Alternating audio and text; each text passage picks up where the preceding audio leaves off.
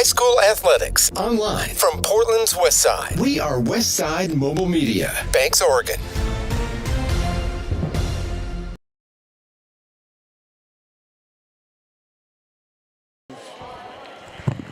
Good evening and welcome to Seaside High School. The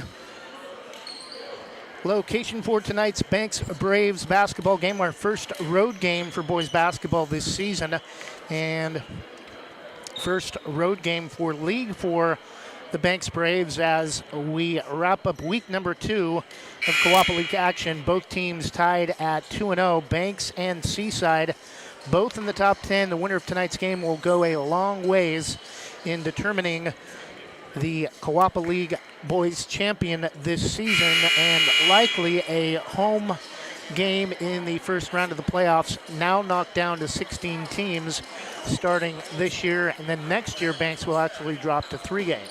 Joining me as always is Jonathan Lee. And Jonathan, what do you expect tonight for this game? Well, we got a top 10 matchup, and it's everything that you would expect. I mean, Seaside looking to clamp down and get back in the winning ways after taking a really disheartening, unoriented loss against 2A Napa last week. Not sure the details of the specifics of that. Not sure whether they were missing some players out with illnesses or whatnot. We don't know.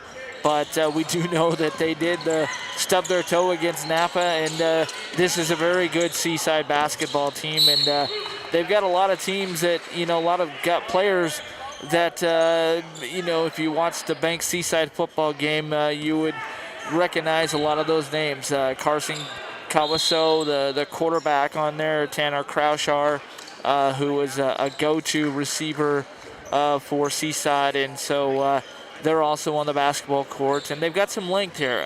Seaside 6'5", 6'6" on their roster, so going to be a challenge, I think, inside for the Banks Braves. For Michael Vereen and Charlie White definitely going to have some challenges inside, contending with those bigs of 6'5", 6'6". But other than those two players, pretty favorable matchup to Banks. I mean, it's pretty much comparable, but these are the top two teams in the Co-op League, and like we mentioned last week when Banks and Astoria played in girls basketball, tonight it's the boys' turn, as these two teams the winner of tonight's game will have the leg up for the Co-op League championship. Well, Napa, who Seaside lost to on Saturday, no slouch. They're a top 10 team as well in 2A basketball. They've perennially been a favorite to head to Pendleton for the 2A state tournament out of the Northwest League, but almost kind of a Hoosiers type story for a 2A team to beat a 4A team. But then again, that's something I had familiar with on the girls' side when Jervis came to Banks, and Jervis has been doing that to a lot of 4A teams this year. That's how good they are, and Jervis girls, I believe, the number 1 team in 2A girls basketball. But boys basketball, a whole different story. Talked to Keita, forgot his last name, was on the coaching staff for Bill Westerholm, kind of the daddy of Co-op boys basketball when it comes to coaching, longest tenured in the league. Keita told me that they've kind of dropped off a little bit in the last couple of years and not quite as strong as they've been probably since their last state tournament final. And who did they play in that championship game? It was the Banks Braves, their second of 3 championships in the 2018-2019 school year. We'll take a 2-minute break, and we'll continue to talk about things as we get set for tonight's tip between the top 10 ranked Seaside Gulls and the Banks Braves. We'll be back in 2 minutes. You're listening to Banks Braves basketball, presented by Jason Bond Remodeling. Thinking about updating your kitchen or bath? James Bond Remodeling has over 20 years experience fabricating and installing stone countertops and can upgrade your home with the countertops of your dreams without the dreamy price tag. They pride themselves on quality and customer satisfaction. They offer stone countertop fabrication and installation and cabinet installation services. They'll do their best to beat any bid by 10%. Based locally in Washington County, they'll do jobs in most Portland metro locations. Call 503-753-9993 or email jasonbondremodeling@gmail.com. Jason Bond Remodeling, Oregon CCV number 227733. Jim's Market in Banks is an institution serving the community for generations. They're actively involved in events and athletics from the youth league to high school level.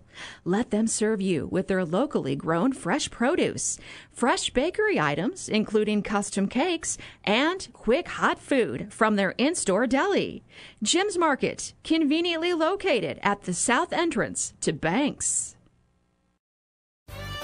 Thinking about buying or selling a home? Sarah Hesselman, Realtor with Keller Williams Realty, will help you with your real estate needs. Call 503-313-0748 or email Sarah at sarahhesselman.com. Serving your community daily and proud to support the starting lineup of your Banks Braves. Sarah Hesselman, Realtor with Keller Williams Realty. Call 503-313-0748.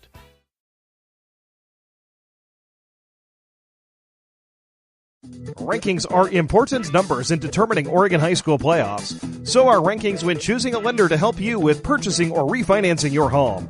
Our local community home loan expert, Christy Van Meter at Caliber Home Loans, is ready to help you win the day.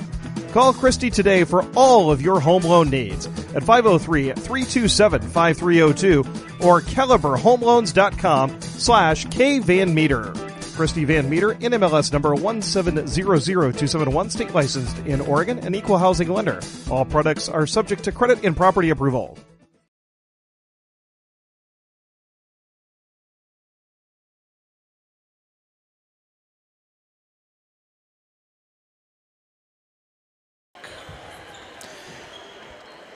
And welcome back to the pregame show, Banks Braves Athletics, presented by Jason Bond Remodeling. As tonight, it's the number 9 Banks Braves at the number 5 Seaside Seagulls. Banks comes into tonight's game 11-4, 2-0 in the Coapa League.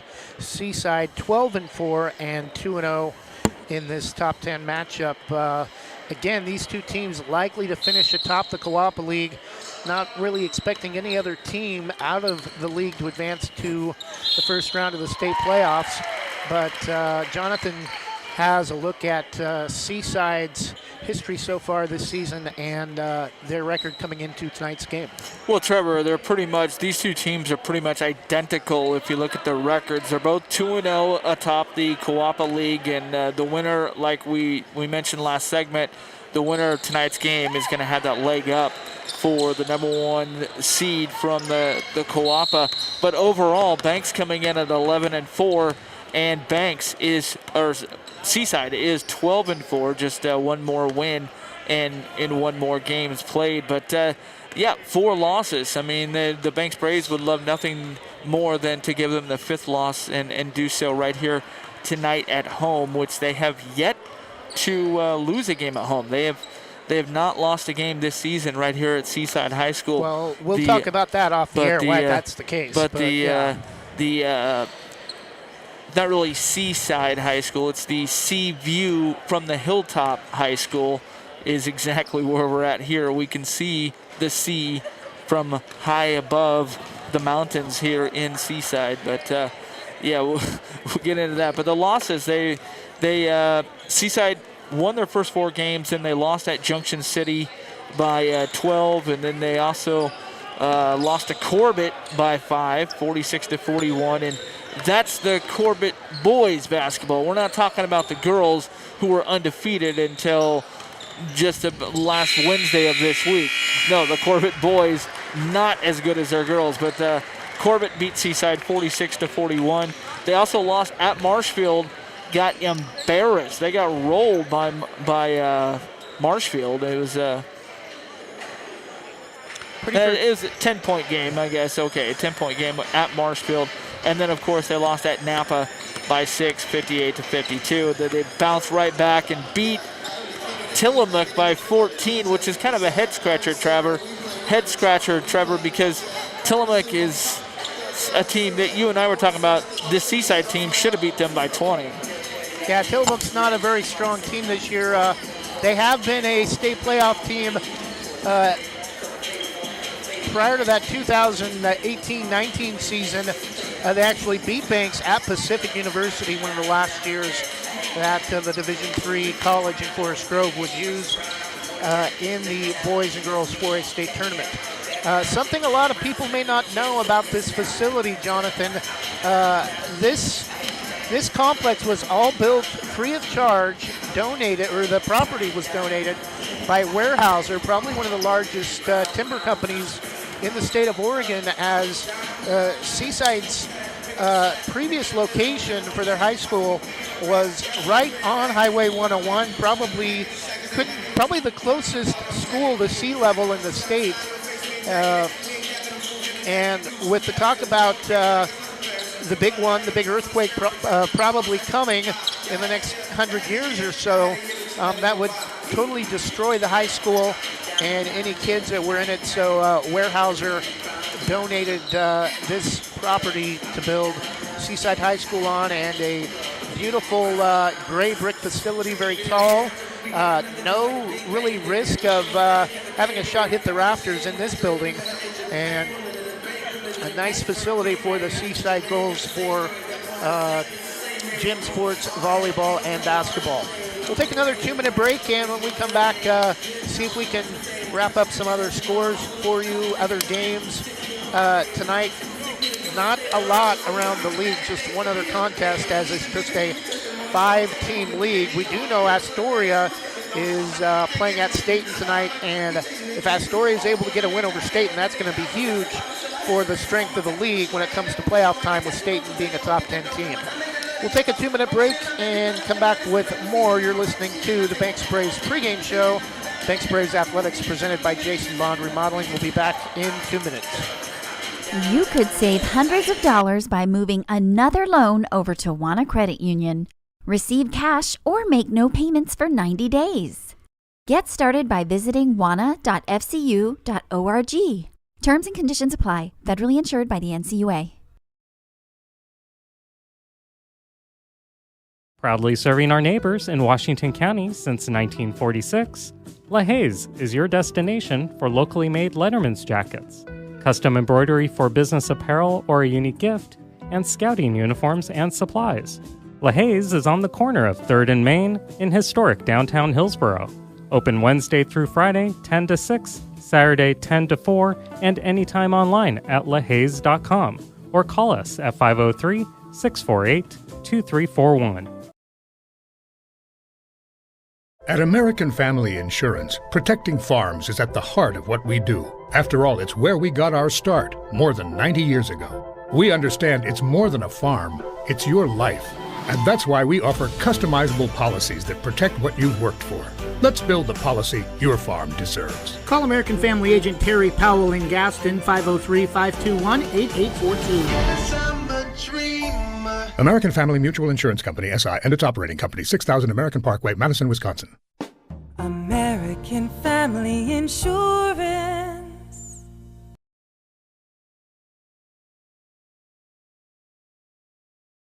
Banks Post newspaper is the official news provider of West Side's greatest hits. Listen hourly for West Side news from the Banks Post newsroom. Banks Post newspaper covers Banks, Manning, Buxton, Roy, and surrounding western Washington County communities. If you'd like more information on the Banks Post or want to pick up a copy, visit a local business today. You can also visit their website at bankspost.com or their Facebook page, Banks Post.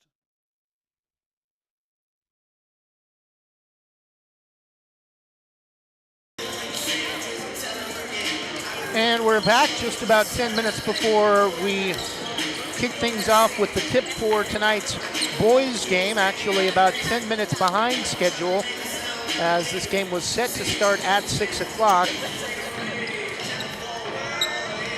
Hope to have a safe trip home, but unexpectedly saw a few frosty spots coming out through the Coast Range tonight.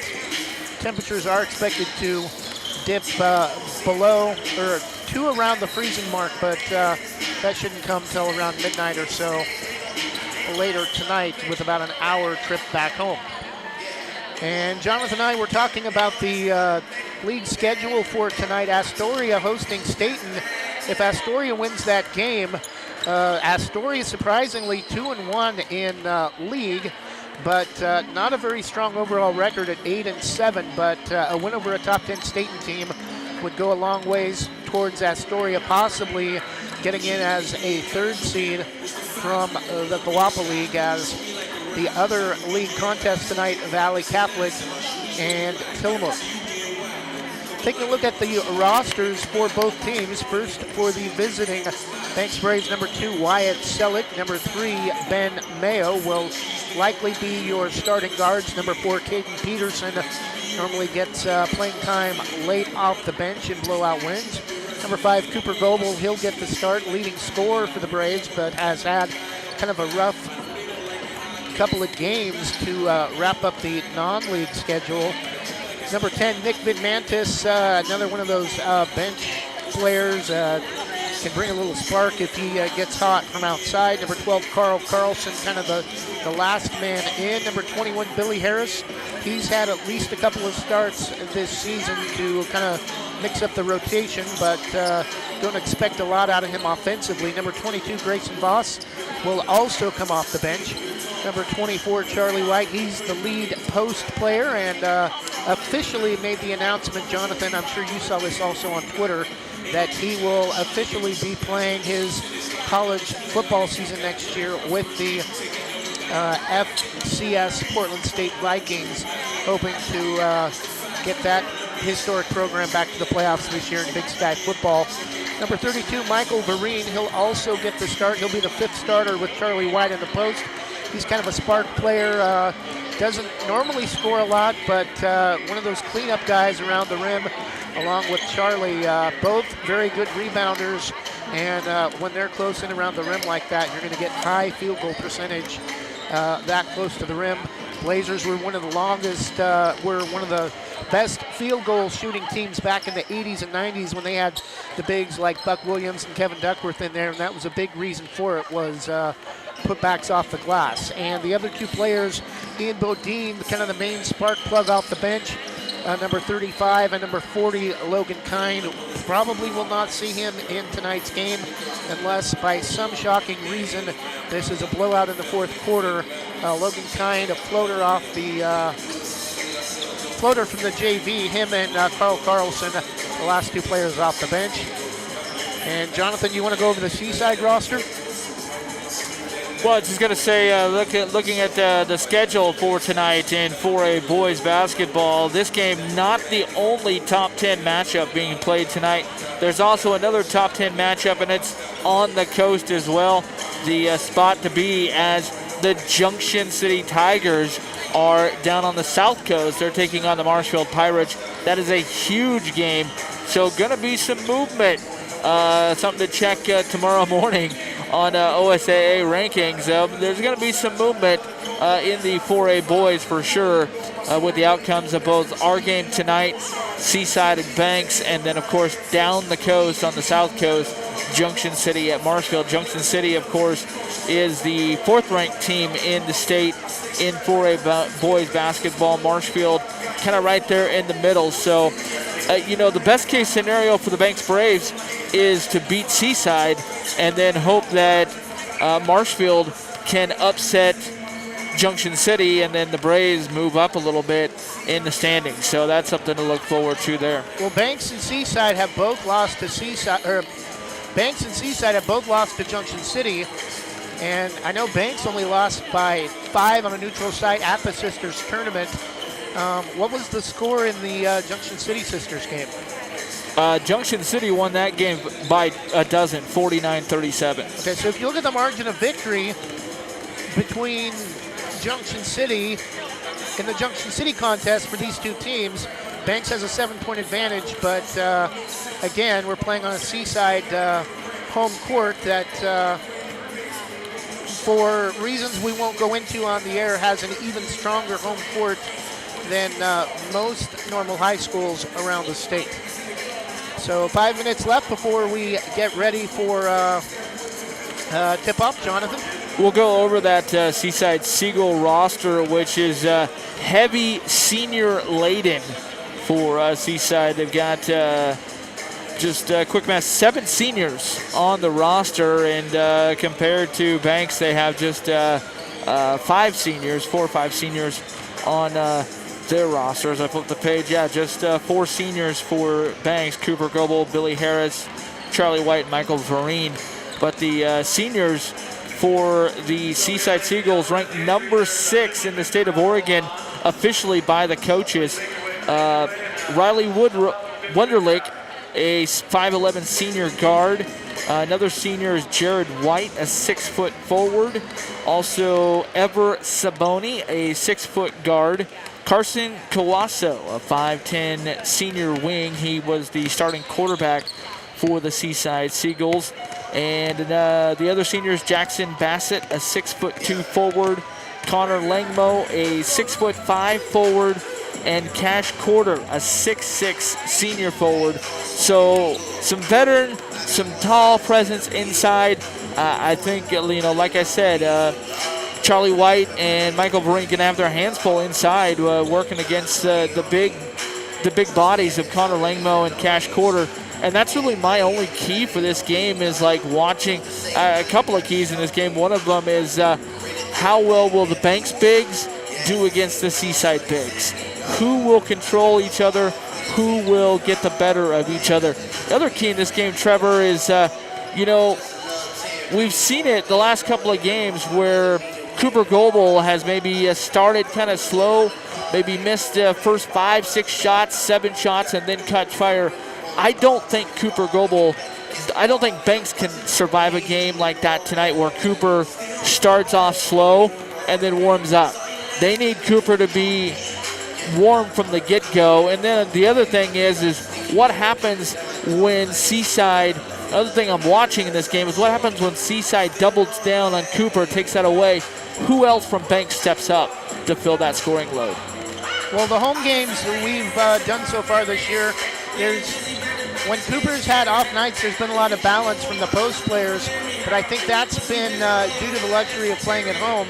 Tonight they're not going to be at home, and it'll be interesting to see if the bigs can have the same type of play that they've had at home on the road.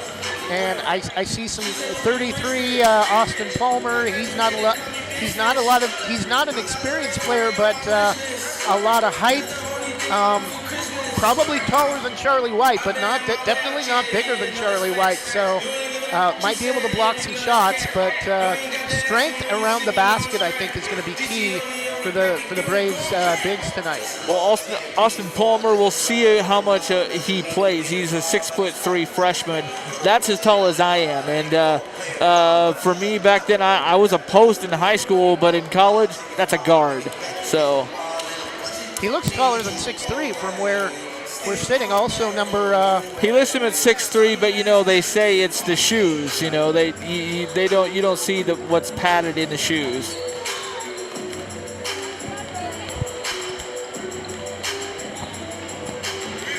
Under 2 minutes left. We'll have the official starters for you in just a couple of moments.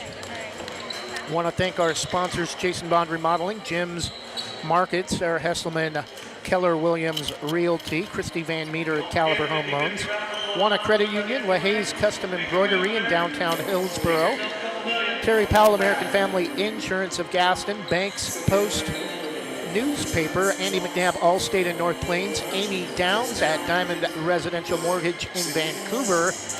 Also want to thank Chris Rechek at Edward Jones Financial Planning in Forest Grove. Thanks to them for putting on the daily stock market report on westsidesgreatesthits.net.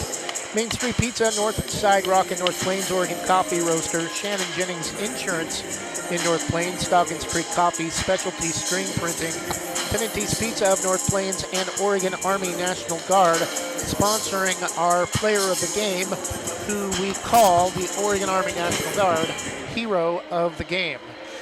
30 seconds left, and we'll send it over to the opposite side, directly across from us for tonight's starters. Good evening, ladies and gentlemen.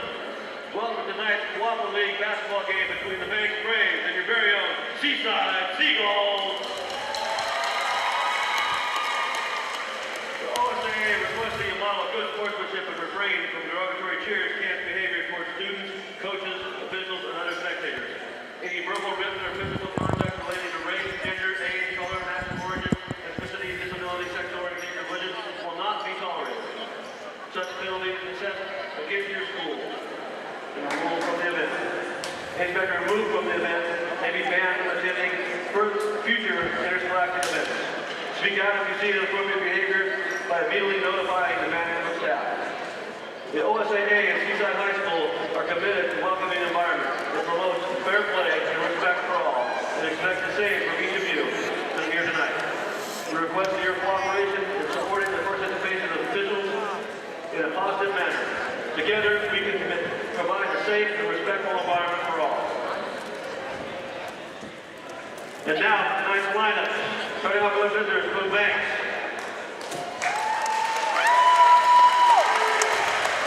Junior, number 2, Wyatt Selleck. Junior, number 3, Ben Mayo. Senior, number 5, Cooper Goble. Senior, number 24, Charlie White. And senior, number 33, Michael Viren.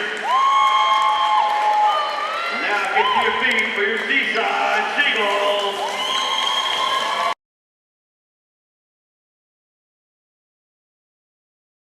Number 2, Jared White. At guard, 6'0" senior. Number 4, Ever Savoni. And up wing, 5'10" senior.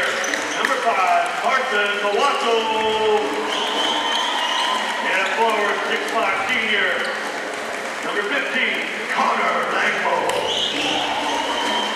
And forward, 6'6" senior. Number 21, Cat Porter. This time, please rise for the behalf of the playing the national anthem by your very own Seaside band.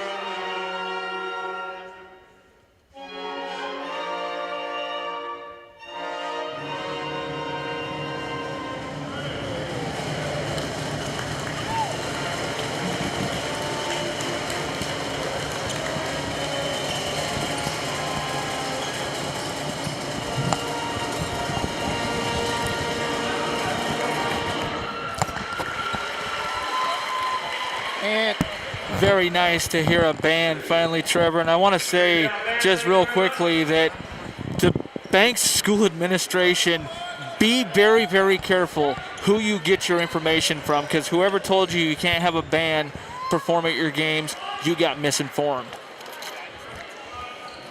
Also nice to see the cheerleaders tonight.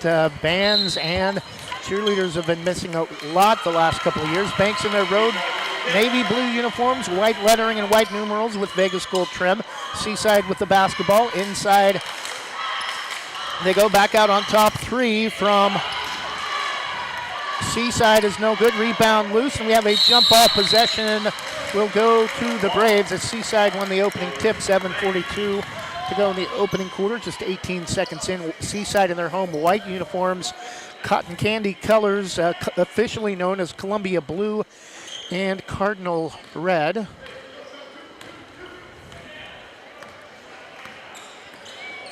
Selleck across the timeline, very similar to the Stanford S at midcourt. Inside to Charlie White, can't get the layup though, a little too hard, and Seaside with the rebound. Back the other way, Saboni. Left wing to Langmo, back out to Saboni, near side, close to us, just 1 row up from court side.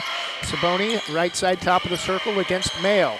Over to Connor Langmo for 3. That's an ugly shot, but the long rebound comes out to Carson Calaso. Left wing to Quarter, won't take the 3, threw it away. Over into Big John, voice of the Seaside Gulls across the way next to the scorer's table. Played just about a minute. Each team with turnovers, or Seaside with a turnover in each of their opening possessions. Banks missed an easy layup from Charlie White in the right low block. Vereen, not Virian, as he was introduced. Has backdoor. Nice pass from Ben Mayo, and the Braves have the early 2-0 lead.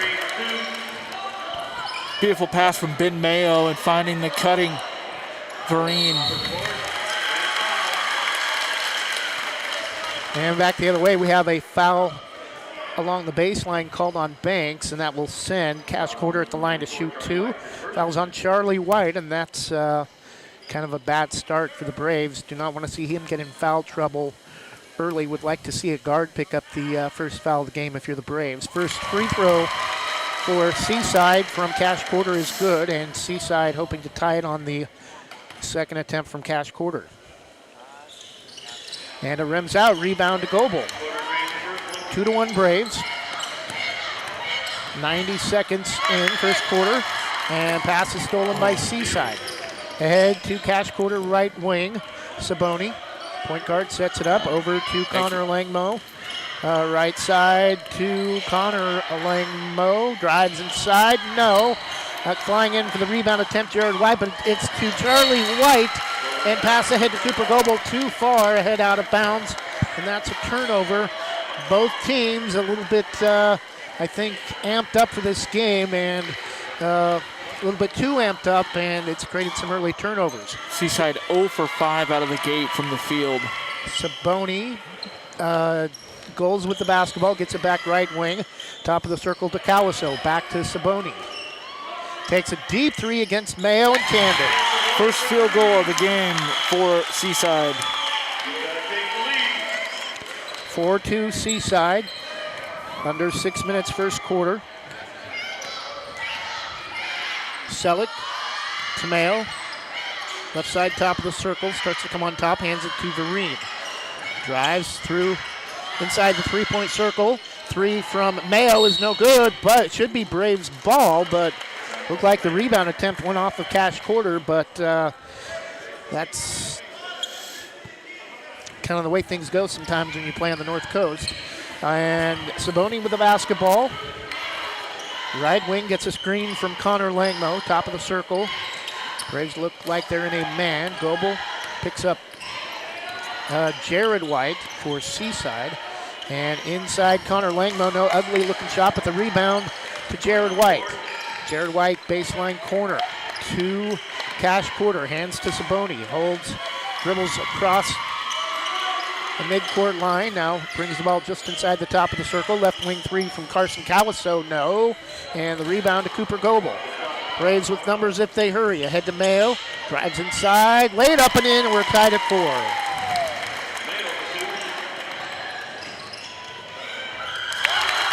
Back the other way, Seaside scores. Look down to update the score, and it's now a 6-4 Seaside lead. Connor Langmo finally got a shot to go down, but this time it was on the lay-in. He'd been taking jump shots, and they were ugly, so he just decided, all right, I'm going to go inside and get the easy high percentage two.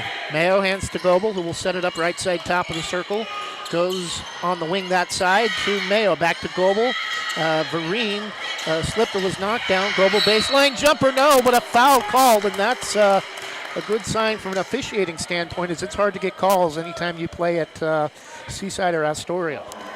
Well, and that was Ever Saboni that time, as Cooper made a great little behind-the-back dribble, and it left Saboni faked him right out of his jock. He went to go get his pick his jock up off the court, and then he was too late to get back on Cooper that time, and he just had to foul him.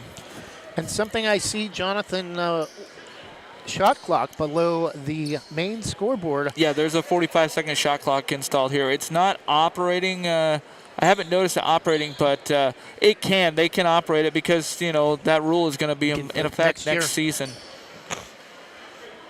That's where my next question was going to lead, is if, I wasn't aware how long the shot clock would be next year, but it shows 45, so that's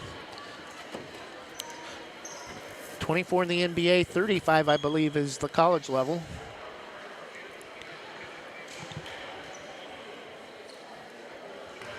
A long delay as officials are talking with Selleck and Carson Cawaso. Second free throw for Cooper is good. Again, we're tied at 6. Cooper yet to take a field goal in this game, but 2 for 2 from the free throw line. Saboni to Jared White, free throw line, far side to Cawaso. Drives free throw line, left to the key to Langmo, baseline, drives against Charlie White into a triple team. Shot blocked by Goebel, but he gets his own rebound, goes back up short. Rebound to Goebel, and maybe a little bit of an intimidation that time off the putback from Cawaso, and the three is good from Ben Mayo, and the Braves have their first lead at 9-6. Actually, I think it's their second lead. I think they had the first field goal of the game. Back the other way inside. Ever Saboni, nice head fake for the layup, and Seaside back within 1 at 9-8. Jonathan, I would expect this to definitely be a single-digit advantage for whoever wins this game, and possibly even a one-possession type outcome. And there was a little miscommunication right there. Wyatt Selleck trying to drive there, and he saw Cooper Goebel coming up off the screen, and Cooper just wasn't quite ready for it, and ball hit him right in the chest, bounced right out of bounds, turnover for Banks. Saboni to Langmo, left wide open for 3. That's over and off, no good. Rebound to Wyatt Selleck. He'll bring it up himself. One-on-one into the front court. Ruger Thompson in the game for the Gulls. Driving also in for Banks is Billy Harris. He's bumped as he drives right baseline. Non-shooting foul. Second team foul against Seaside. Braves will inbound with Ben Mayo right of his own basket.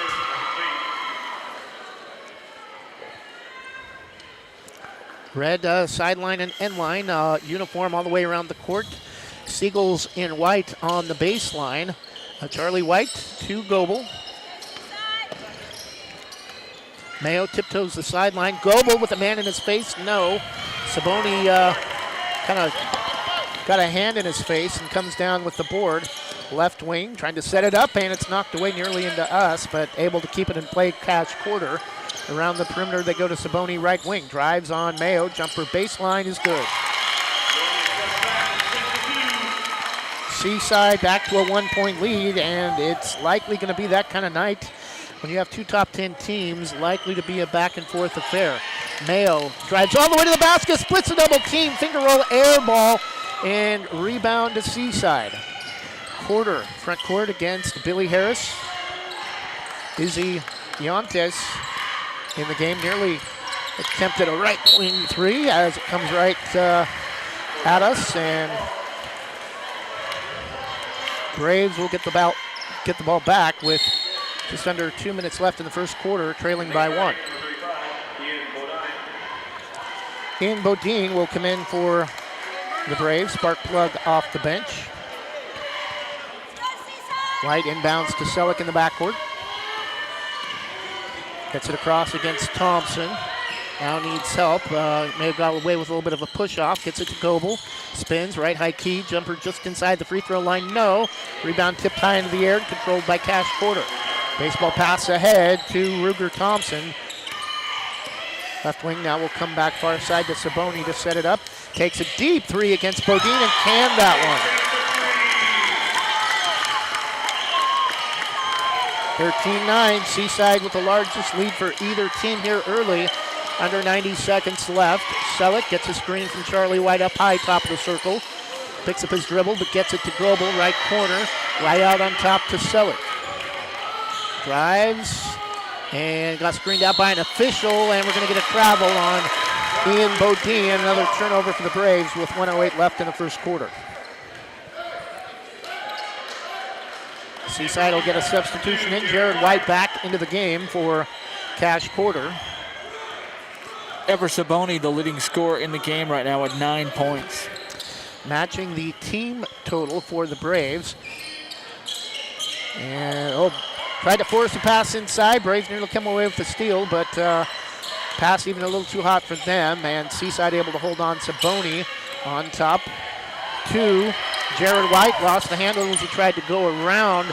Kind of wrap around pass to himself. Selleck over to Bodine. Wide open left.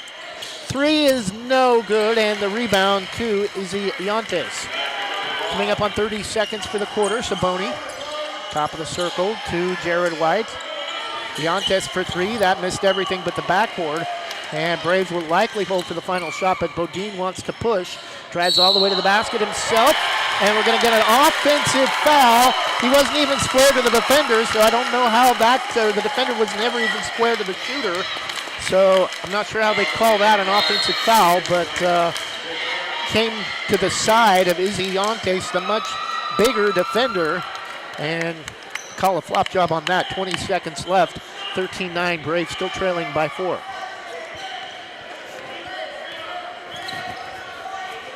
Kawaso to Thompson. Top of the circle, Jared White, 10 seconds. Expecting a final shot from Seaside. Kawaso. Ruger Thompson drives inside. Left jumper is no good, and that'll be the way things will end here in the first quarter after one. Number 5, Seaside, 13, number 9, Banks. It's been an entertaining first quarter. You're listening to Banks Braves basketball presented by Jason Bond Remodeling. We'll be back in 1 minute. Andy McNabb Allstate in North Plains is your local Allstate agent. Located at 10120 Northwest Glencoe, across from Subway. She has 20 years of Allstate experience providing auto, home, renters, life, and other insurance products. Get a quote and receive a $10 gift card. Andy McNabb Allstate. Call 503-433-5030. That's 503-433-5030. In times of financial uncertainty, how can you stay on track? Call on someone who's invested in your success. I'm Chris Recheck, your Forest Grove Edward Jones financial advisor. At Edward Jones, we believe in building a complete picture of your financial life, including your goals and passions, so we can help you work toward achieving what's most important to you. Call me at 503-359-4092 or visit edwardjones.com to get started today. Edward Jones, member SIPC. And we're back, start of the second quarter. Seaside a 4-point lead at 13-9.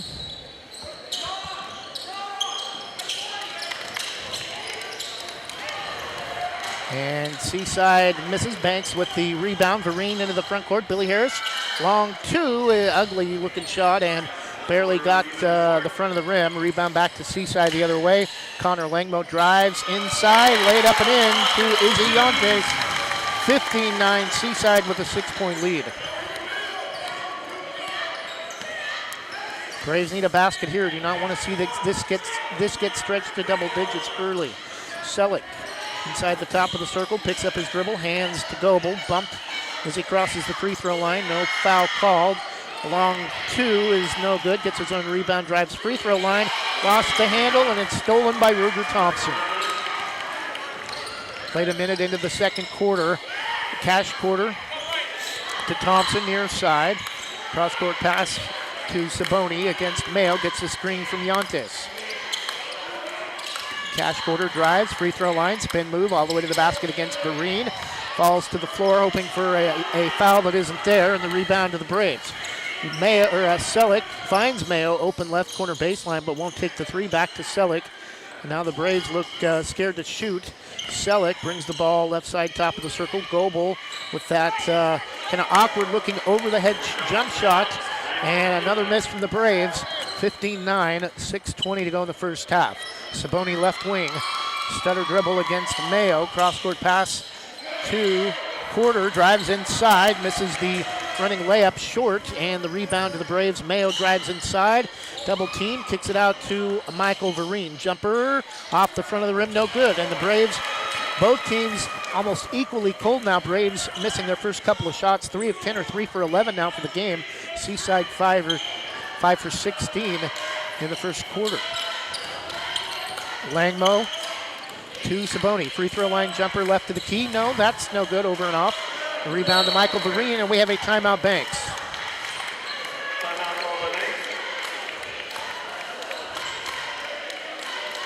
.5:42 left in the first half. Both teams, you don't know if you want to call it equally good defense or just equally nervous coming into a top 10 matchup between two top 10 teams, Jonathan, but we'll keep things here. I know you gave me the numbers after the first quarter. Both teams awfully cold here in the first half. Well, Banks just 3 of 8 from the field, a little bit better than 50%, a little bit under 50% for the quarter, but Seaside was 5 of 16, but really just one guy, Eber Saboni, who's sharp shooting and able to drive inside, get to the basket, and Connor Langmo, who just can't decide whether he wants to shoot from the outside or go inside, and lately he can't even make that. So, but interesting thing about the Seaside team is I think they're huge Billy Ray Cyrus fans here, because we were trying to bring back, we're bringing back Achy Breaky Heart, I guess. We got the mullet going for a couple of the curly mullet going on for a couple of the players. We're back following the Braves timeout. Charlie White over to Selleck, along 2. Oh, the call of the 3. Bank is good off the right wing. Wanna Credit Union Bank is open late tonight, 15-12 now. Braves cut the lead in half after that 3-point field goal. But Seaside able to answer back at the other end, 17-12. Again, Eber Saboni, the non-stop scorer for Seaside. Selleck on top to Goebel. Goebel behind the back dribble. Free throw line. Over to Ian Bodine. Double team. Tries to go up. Shot blocked out of bounds. And the ball will stay with the Braves.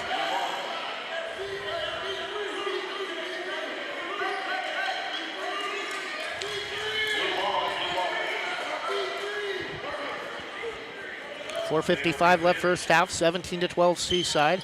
Inbound to Charlie White, left baseline corner. Goebel round to the near side to Selleck. Mayo for 3, and he's heating up. That's his second straight. And the Braves are back within 2 at 17-50. Yeah, and Mayo with 11 points now in the game. Try to go back door to Langmo, again short, and the rebound to the much shorter Wyatt Selleck. Drives free throw line. Charlie White, and is going to get called for the travel. Connor Langmo, one of those permed mullets, trying to, I don't know, maybe it's Billy Ray Cyrus night or something. Billy Ray Cyrus said weak. Saboni gets it to Kawaso. Kawaso for 3, and that's off to the right, no good. Rebound, Cooper Goebel.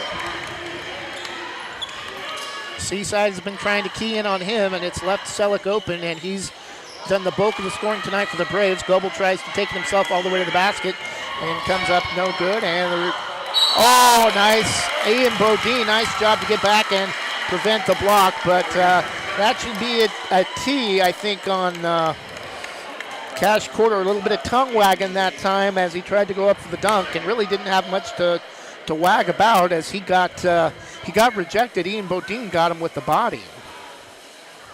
First free throw is good.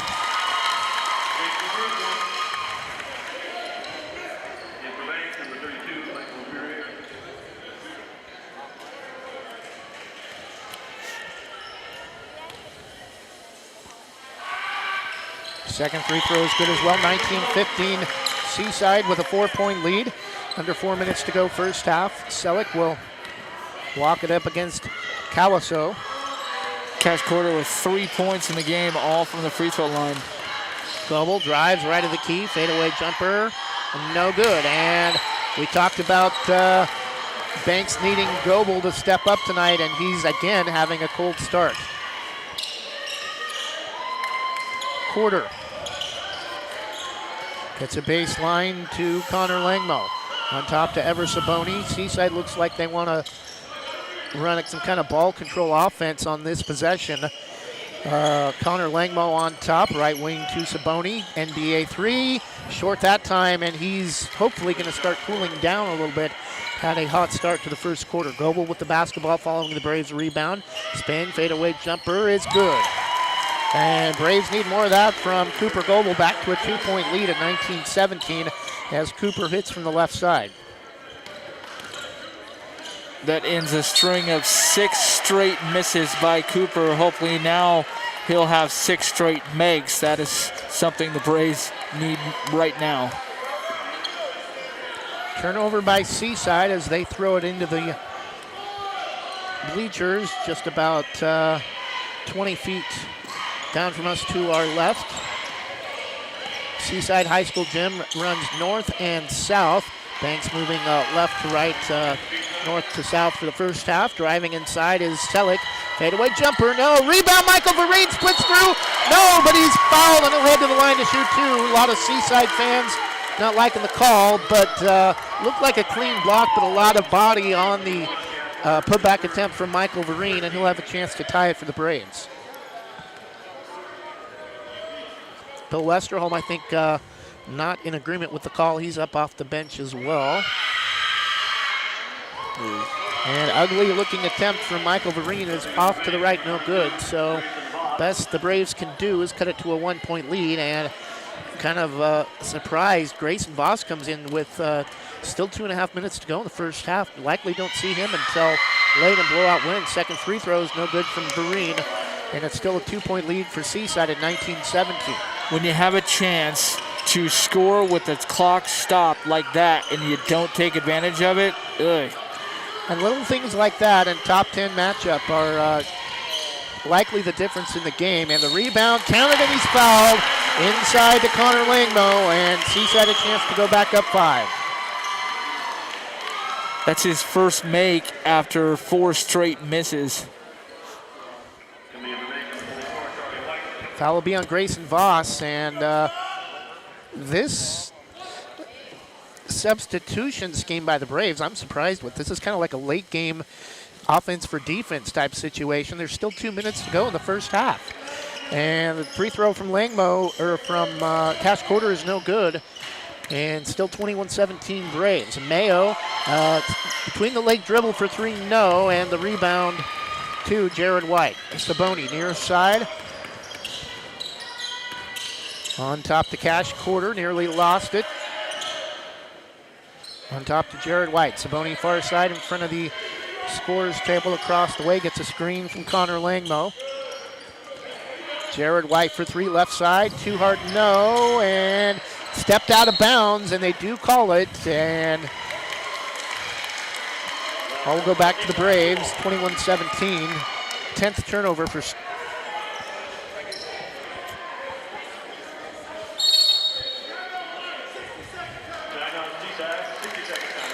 9.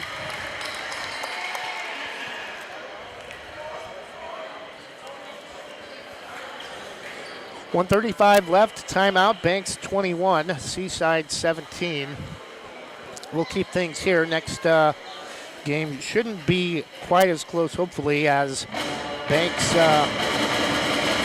Hold pick on Seaside 5 and 9 overall in girls basketball coming up next. 1-0 in league play. Their lone win over Tillamook. Are scheduled to play Valley Catholic tomorrow night. Not sure what happened. Seaside and Valley Catholic played each other in the league opener, but the girls were not a part of that formula. Not sure why.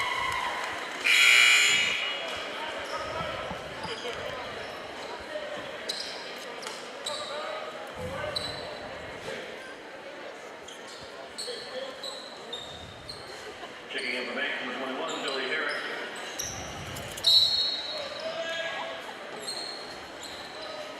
Nine turnovers in the game.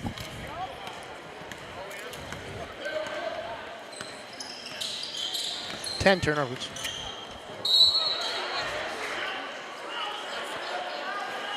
And Bill Westerholm is up off the bench. We have a phantom whistle, like Cooper Goebel lost his shoe.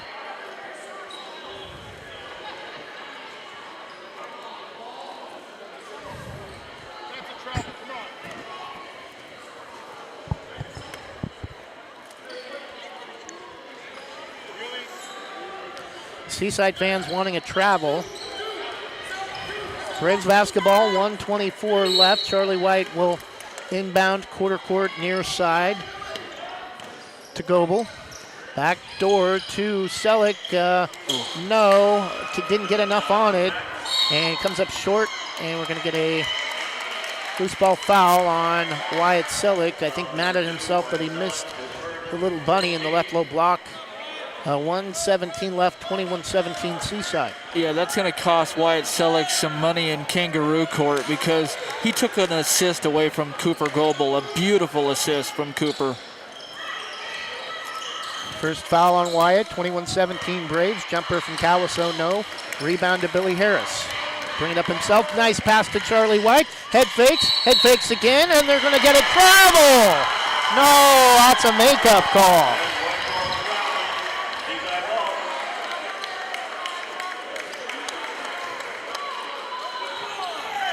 That's North Coast officiating at its finest. Connor Langwell with the ball, right baseline.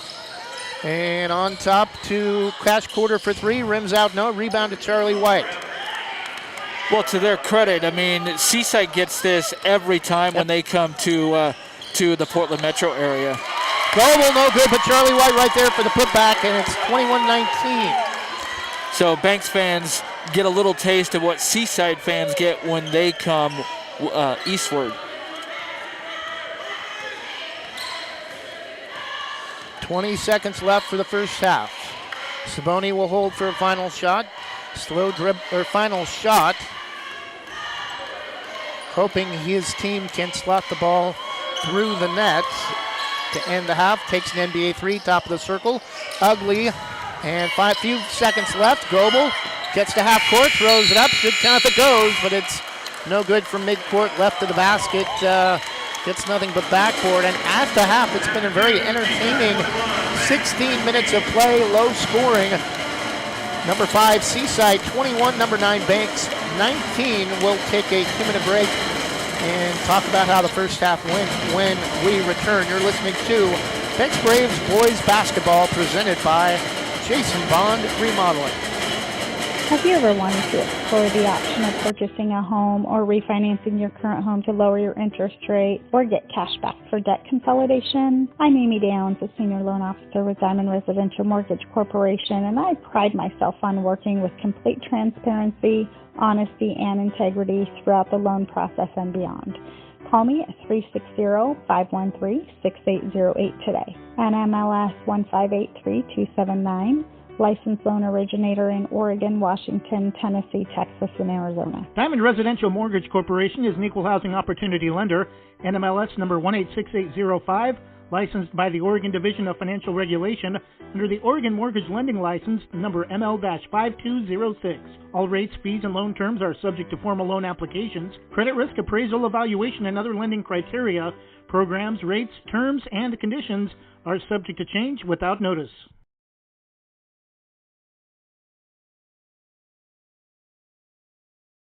In times of financial uncertainty, how can you stay on track?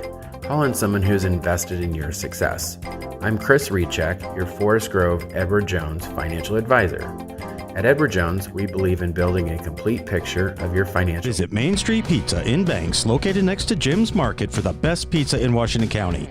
From loaded hot baked subs to a Main Street special pizza piled high, we will satisfy your pizza cravings. We've been serving and supporting the Banks community since 1986.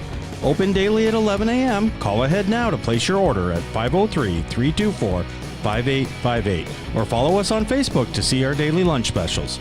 Mention this radio ad and receive $2 off any Main Street pizza.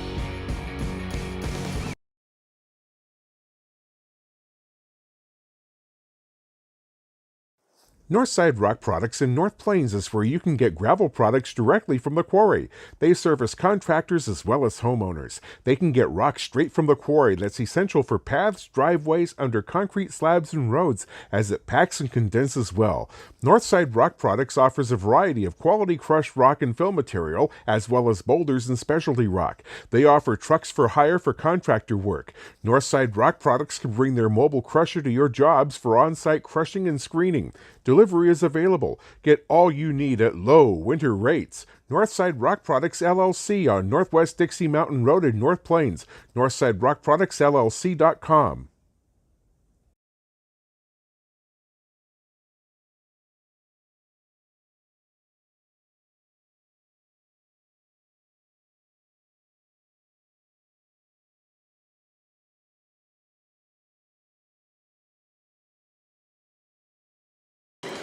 And we're back halftime. Number 5, Seaside 21. Number 9, Banks 19. And this huge Coapa League contest at Seaside High School. And a very cold shooting night for both teams, almost as cold as the temperatures outside, Jonathan. I was just going to say, you took the words right out of my mouth. I mean, it's almost as cold as the Clue Blue Sea down below that you can actually see it. This is a spectacular facility. I mean, you can get a great view. I took a photo coming in. I'll share it on Twitter after the game tonight, or after our games tonight. But I took a photo coming in of this beautiful facility here at Seaside High School, and then also overlooking. You can see in the backdrop from the high school the Pacific Ocean. It's just a great little business trip here to the coast. And right now, the Banks Braves got some business to take care of in the locker room because they're down by 2 at halftime. They got to find a way to stop turning the ball over. They've got 6 turnovers in the first half, unofficially 6 turnovers, 5 turnovers for Seaside. And, it's just find a way to start knocking down some shots. Cooper Goebel, we talked about it. He missed his first 6 straight in this game, and that was one of the keys that I mentioned in pregame is that, Cooper Goebel Banks cannot afford for Cooper Goebel to go to start the game off with 6 or 7 misses in a row, and he has certainly done that. And then, he made his 7th shot, but then he came right back and missed, although it was a running one-hander there at the end of desperation shot at the end of the half. Just really rushed and not really time management was an issue right there in the end. So that one I'll chalk up on Coach Marlia on time management, not getting the guys in a better spot to manage the clock a little bit better in the end of the game. So that one's not on the players, but that's on the coach. But neither team really shooting the ball real well at all. As Seaside 7 for 26 and Banks 7 of 22 from the field here in the first half. And Trevor, as you mentioned, that's a combined 14 of 28. So they'd be doing good if they combined themselves 50%. But, a lot of the, shooting, turnovers, pretty similar, records. I mean, this game is close, 21-19. But it's going to be in the second half, in the third quarter coming out. It's the team that's going to really surge in front and push themselves into the lead to start the second half is going to be the team that starts knocking down some shots. Leading scorer either way, we got Ben Mayo and Ever Saboni tied for the game lead with 11 points. Both have hit some hot 3-point shots at times. Well, early into this game in the first quarter, I said this had a feel of a game that could come down to the final possession. Definitely, whoever wins, I don't think it's going to have more than a single-digit victory. Seaside got up by 6 in the first quarter, but again, both teams really, with those misses, you shoot even a respectable 38 to 40%.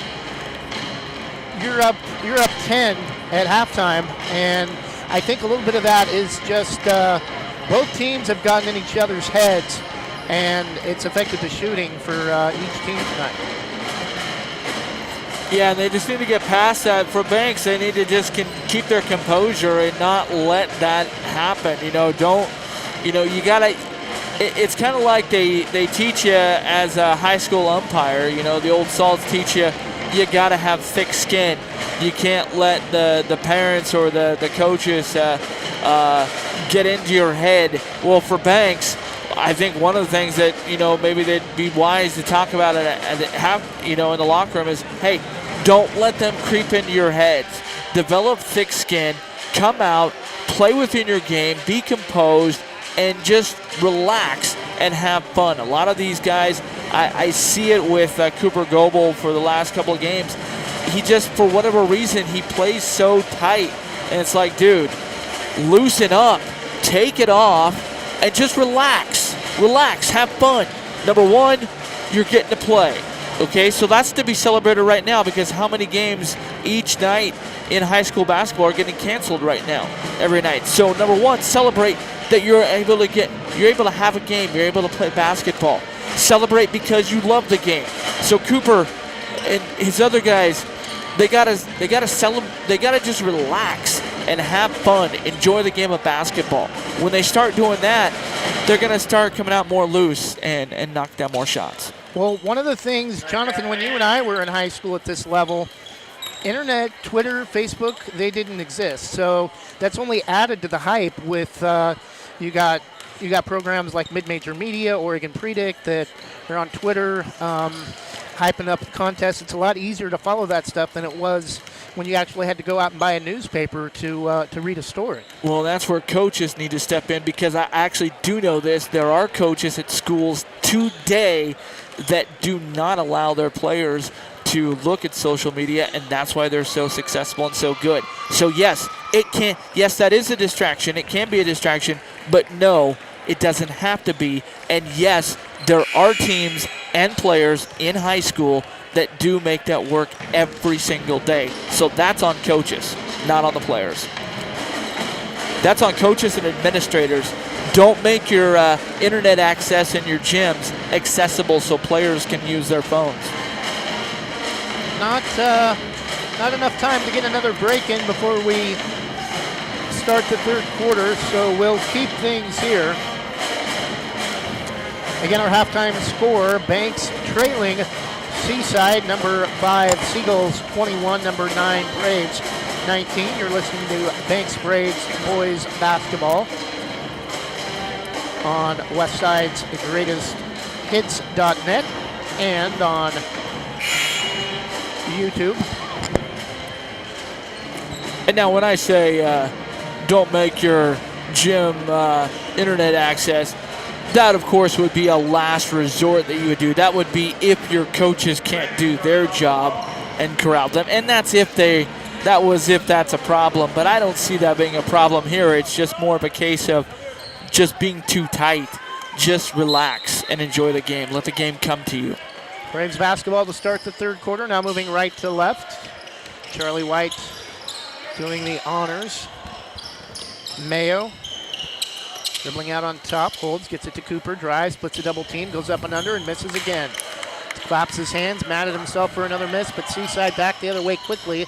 Saboni against Vereen and gets it back from Connor Langmo. Left side, drives to the basket, runner is off, no good. And both teams missing layups on their opening possessions of the second half. Vereen into the front court.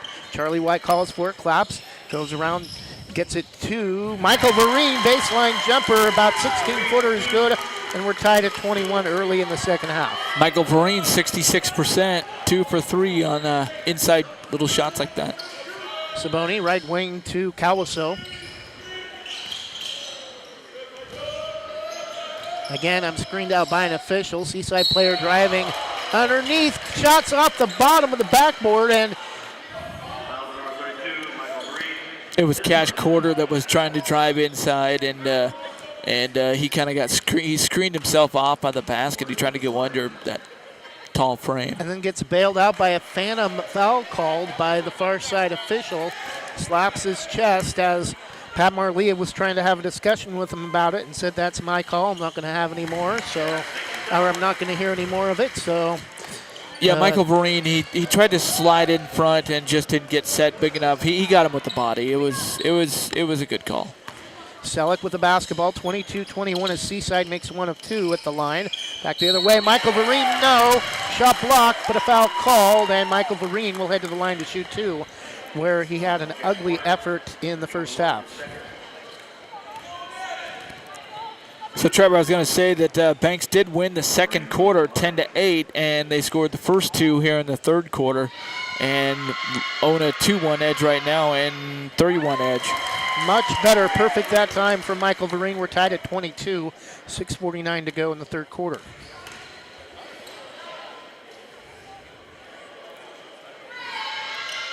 Second free throw, though, is short.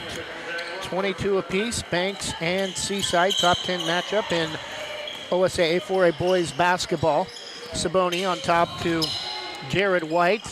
Caliso back to Saboni, drives left baseline inside to Connor Langmo, and Seaside with the height advantage at the rim, but after 4 or 5 missed offensive rebound attempts, we're going to get a loose ball foul on top from Cooper Goebel on a hand check.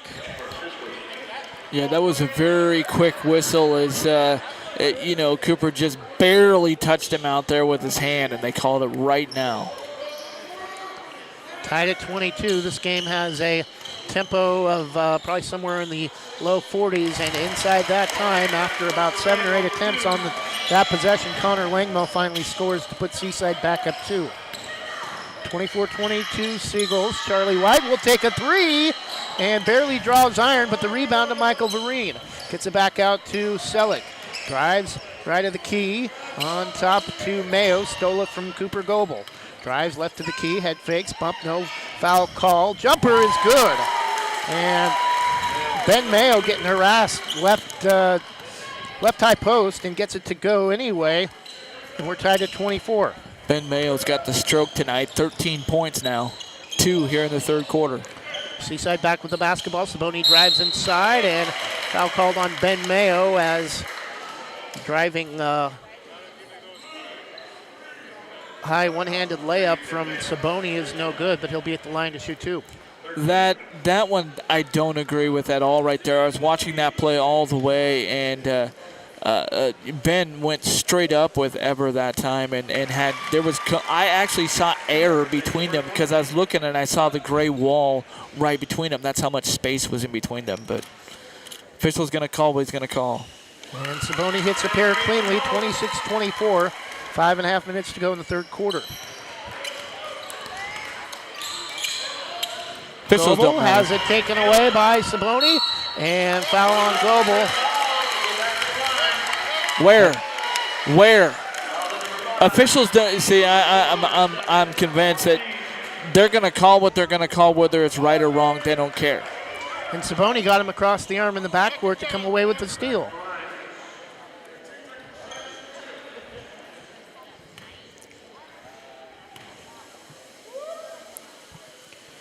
And Saboni hits the first. I'm about to go all Mike Rice here on this court side.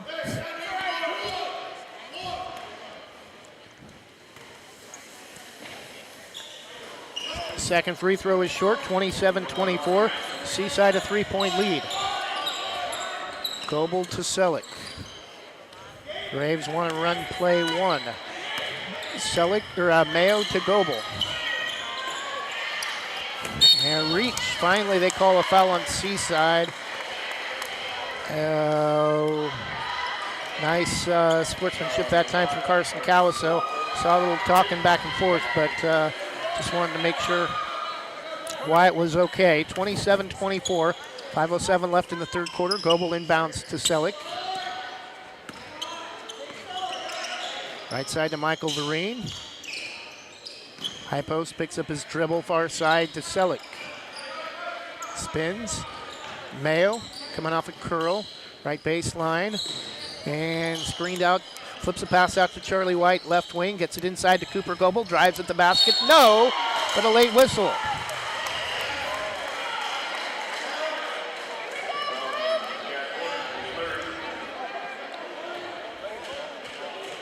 A little bit of a delayed reaction that time as I was getting screened out by a group of people walking across our path. First free throw from Cooper is good. Back to a 2-point lead, 27-25. Check in for Seaside, number 3, Ruger Thompson. Ruger Thompson in for Seaside, replacing Saboni. We'll see if Banks can hopefully make a little bit of a run here with Saboni out of the game. Second free throw from Cooper gets the kind bounce off the front of the rim, back to a 1-point game, 27-26. Oh, Saboni stays in. And ball loose, able to flip it out to Jared White to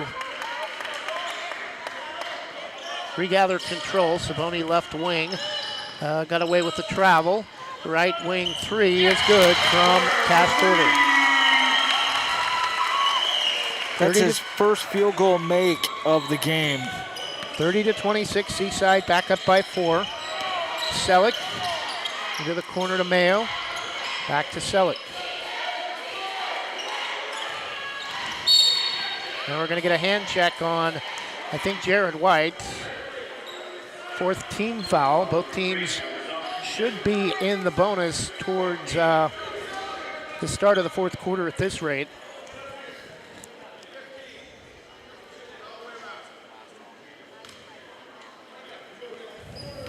Connor Langmo getting a reminder to tuck in his jersey.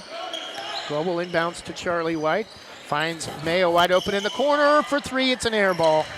And the rebound to Cash Porter.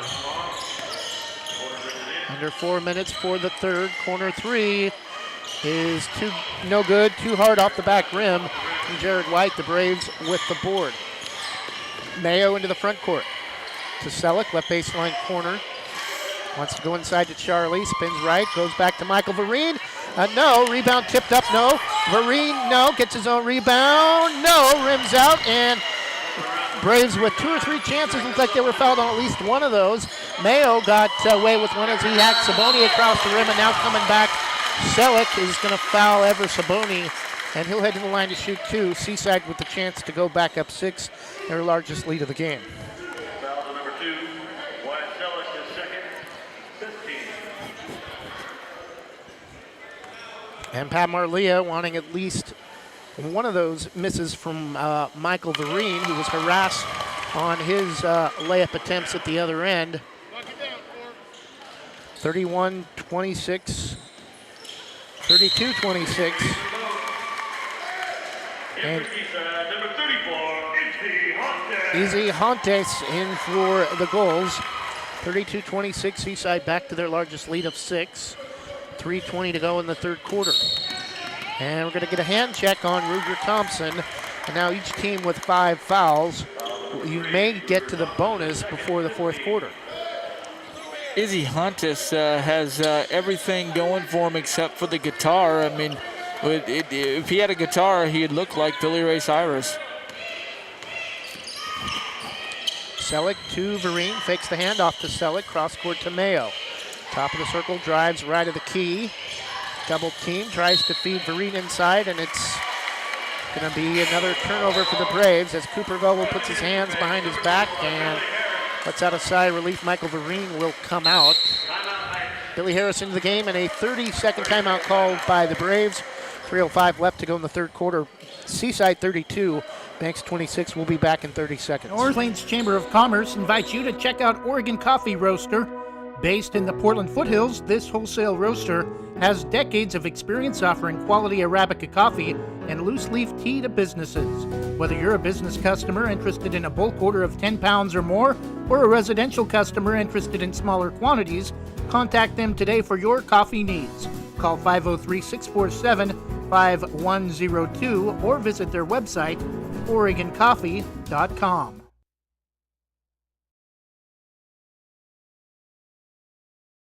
And we're back following the Braves' 32nd timeout. 3 minutes left in the third quarter. Seaside 32, Banks 26. Saboni to Jared White, left wing to Langmo, drives against Charlie White. Got away with the travel, rebound Charlie though, got away with the reach as well. Quickly into the front court to Cooper Goebel. Jumper right of the key, rebound Charlie White, no, and a late whistle, and he'll head to the line to shoot two. Cooper Goebel is just 1 for 10 from the field tonight. And he's 4 for 4 from the free throw line.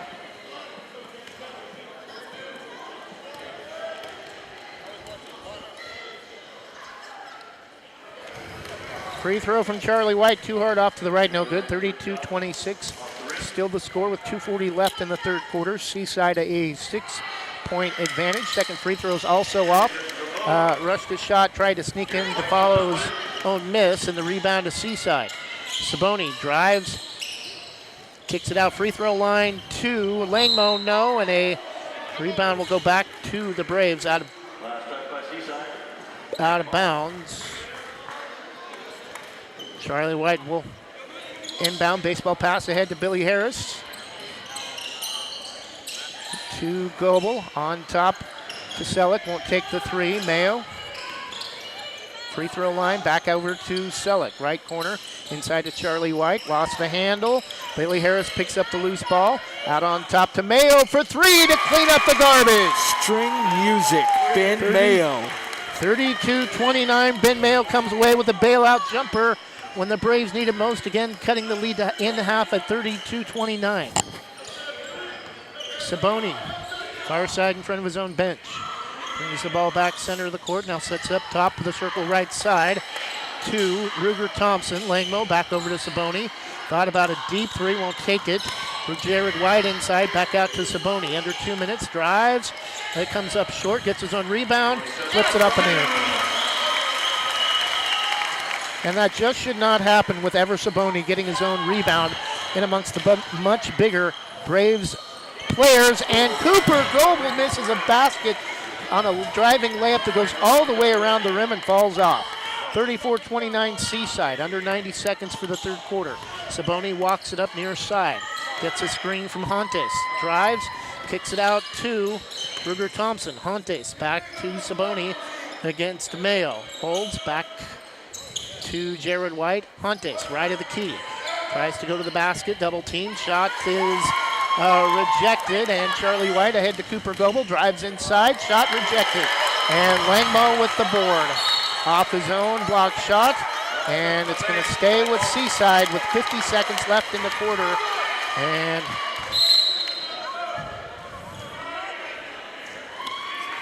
Ian Bodine's going to come in, but I think we have a timeout first.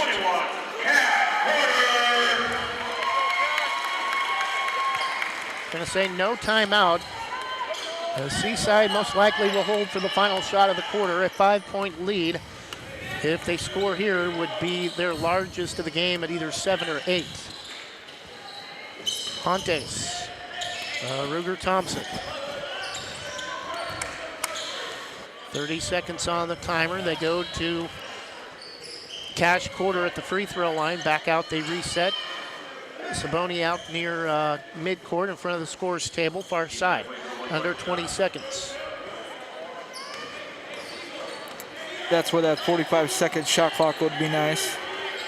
Saboni goes to Thompson, right wing, under 10, 8, 7. Pulls up long two, just inside the top of the circle, is good. And Ian Bodine can't get a shot away at the horn. And after three, Seaside with their largest lead of the game. It's the Seaside Seagulls 36 and the Banks Braves 29. We'll take a 1-minute break and be back after this from Shannon Jennings Insurance of North Plains. Shannon Jennings of North Plains is your local independent insurance agent. Are you overpaying for insurance? She can partner with a vast range of insurance companies to provide you with the most competitive products and services. Whether it's your home, auto, commercial, or any other type of insurance, we take the time to learn about you, your family, and your business to find the best coverage to protect your unique needs. For quality insurance coverage at affordable prices, call 503-444-0566 or email Shannon at shannonjenningsinsurance.com. Scoggins Creek Coffee is proud to offer delicious hot drinks and delectable breakfast items too. Visit their 2 locations in Gaston and Yamhill Carlton. Open 7 days a week, Mondays through Saturdays until 5 and Sundays until 3. Make sure to ask about their weekly specials and visit their Facebook page. Scoggins Creek Coffee, 503-985-3483. Start of the fourth quarter, Seaside a 7-point lead, 36-29. Ever Saboni, 4 for 5 from the free throw line, 7 of 15 from the field, has a game-high 19 points right now. And almost had 22, came up short on that three-point attempt. Rebound to the Braves. Selleck inside to Charlie White. Should have went right at the rim. Instead, Billy Harris right at the rim. No. Rebound to Cash Porter. Back the other way, and it's a turnover by Seaside as Caliso can't keep it in play on the long pass. Over to Billy Harris. Long 2 is good. Big bucket for the Braves. Cuts the lead to 5. Normally don't see a lot of that from Billy Harris, but left wide open, 36-31. The silent killer from the coming off the bench. Kawaso to Hontes, Saboni. Kawaso for 3, that's short, no good. And rebound loose. And we're gonna get a loose ball foul on Carson Kawaso. And that should put Charlie White at the free throw line to shoot the 1-and-1. Carson Kawaso does not look like your prototypical quarterback. He is the quarterback on this team, but he looks like a kicker more than a quarterback.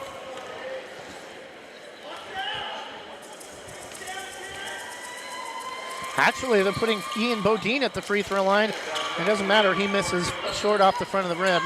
Seaside the rebound, Saboni near side. This game will be lucky if we get into the 50s. Saboni, Kawaso won't take the 3. Drives against Bodine. Over to Jared White. Got away with the travel. Cash Porter to Kawaso. Saboni drives against Selleck. Broke his ankles but lost the basketball. White tries to go against Cooper Goebel. Gets it to Kawaso. On top to Cash Porter. Mayo nearly comes away with the steal, and Charlie White comes away with the rebound, and a loose ball foul called on Jared White. And now Banks has got to take advantage of this free throw opportunity here early in the fourth quarter, already in the bonus and likely to be in the double bonus before the game is over.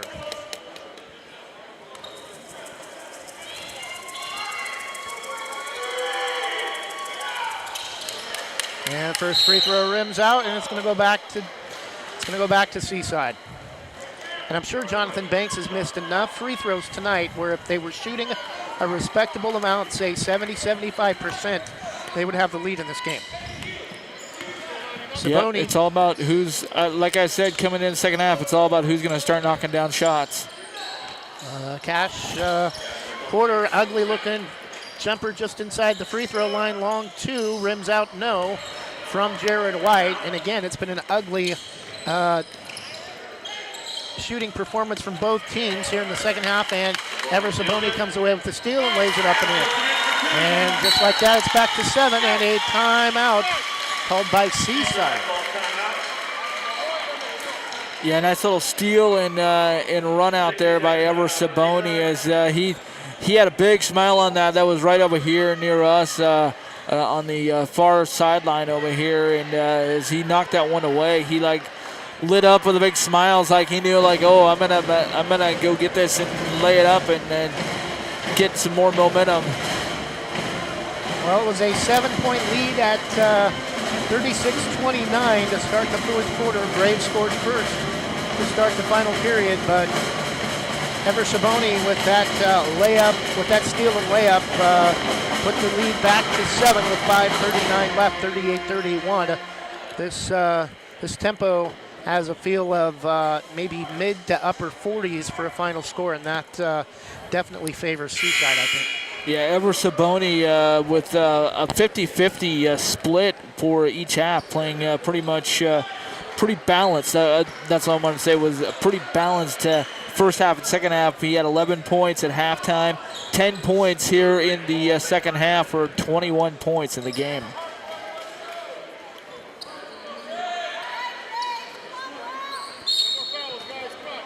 Charlie White inbounds to Mayo in the backcourt against Thompson.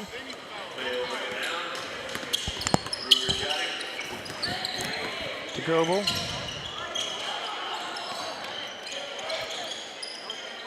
Mayo, left wing. Tried to hand it to Goebel, had it poked away, but right to Billy Harris. To Michael Vereen. Out to Billy Harris. To Charlie White, over to Vereen, right baseline, head fake, jumper, short. Rebound is tipped out of bounds by Michael Vereen. 5:10 left, and in a low-scoring game like this, in a 7-point advantage, it almost feels like a 10 or a 15-point lead. That's Michael's fourth straight miss. Saboni knows every possession matters now this late, and they try to go backdoor to Quarter. Langmo in the corner to Ruger Thompson. He'll bring it back up out near mid-court, and a loose ball foul will be called on Cooper Goebel.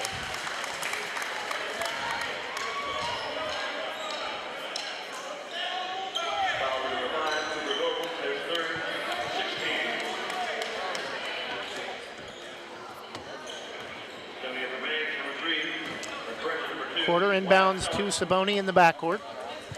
Far side, in front of the scorer's table, calls out the play as he steps up to the left side top of the circle, tries to go up against Ben Mayo, and a travel called. And I think Seaside bench was expecting a foul, and I think that's a break for the Braves, and they need one with 4:36 left and trailing by 7. Just the 9th turnover on Seaside. Selleck front court against Calaso, and he traveled.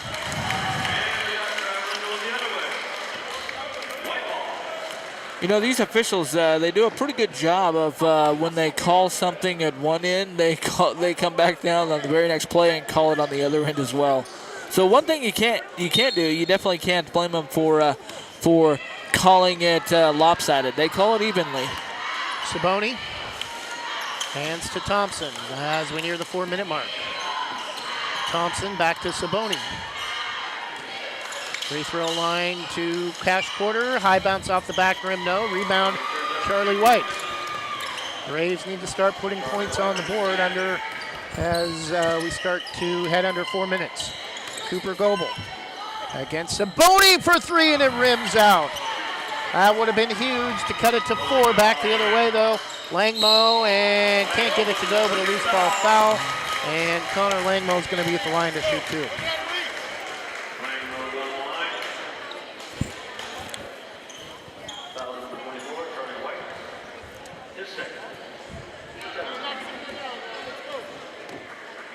One of my peers back in Lane County and the Officials Association once said, just be consistent. Whether you're consistently bad or consistently good, it doesn't matter as long as you're consistent.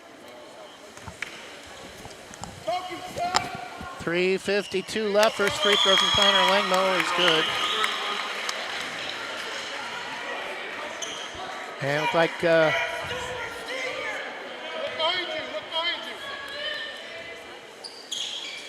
looked like an obscene gesture from Connor Langmo as he hit the first free throw after hearing something from one of the Braves fans. 40-31, grabbing his crotch after the first free throw. 40-31, 3:43 left, and a turnover called against the Braves.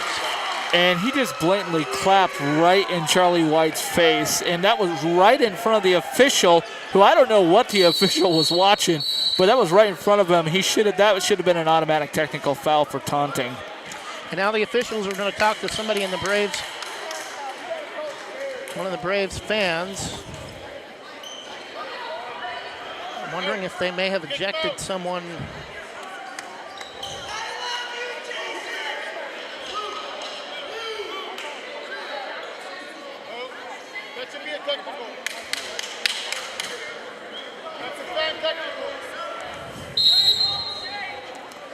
After the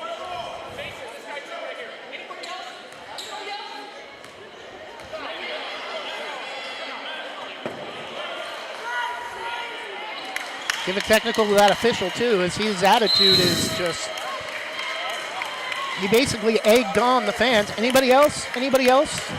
Yeah, that's not something that official should not be officiating.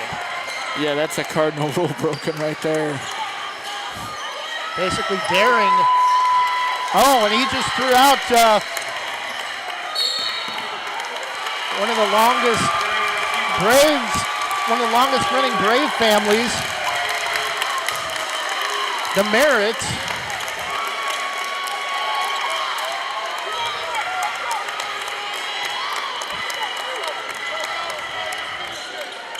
And Selleck 40-31. Braves trailing by 9. Jumper from Selleck is no good. Charlie White tries to go back up and flips it off around the front of the rim and in, 40-33.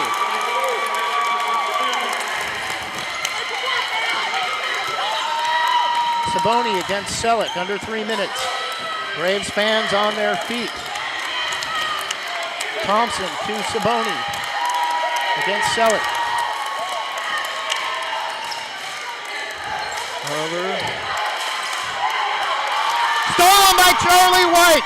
Pulls up to Cooper Goebel, lays it up and in! It's a 5-point game, 2:35 left. The perfect time to end his scoring drought. And it's nearly stolen in the backcourt. 10-second violation. No, a timeout, Seaside.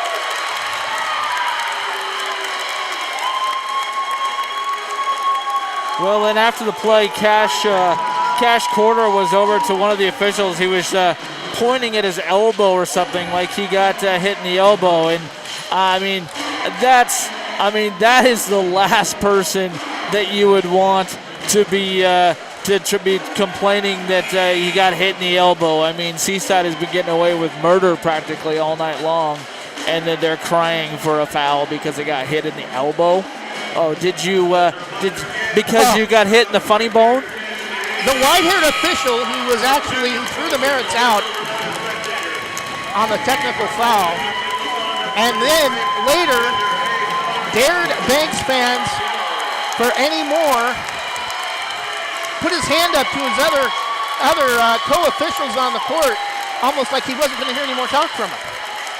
That's another cardinal rule as an official, is you're supposed to work together as a team and not tell your other partners off, basically. Yeah. Saboni against Selleck. Deafening crowd noise here for the Braves at Seaside, and it's nearly stolen by Goebel in the backcourt. 5-point game, far from over as we near 2 minutes. Saboni holds against Mayo. Out to Corder. Thompson. And Saboni is bumped by Mayo with exactly 2 minutes left as the Seaside student section is trying to match the intensity of the Braves fans. This is the biggest rivalry in boys basketball in the Kawapa League, and it has been over the last 5 years. First free throw is good. Hi.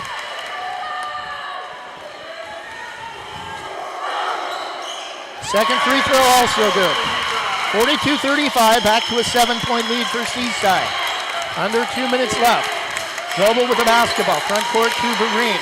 Drives Charlie White, baseline, spins, tries to go up. No, but a foul called, and Charlie White, they're going to say it's 1-1, not a 2-shot foul. That's the right call, but Charlie White will be at the free throw line, and now when the Braves need it most, they're going to get even more noise at the free throw line. But it's all about keeping your composure, blocking out the noise, and rising above the officials, because they obviously have shown they can't block out the noise from the fans. That's another cardinal rule, that as an official you're taught you're never supposed to listen to the fans. They're going to talk.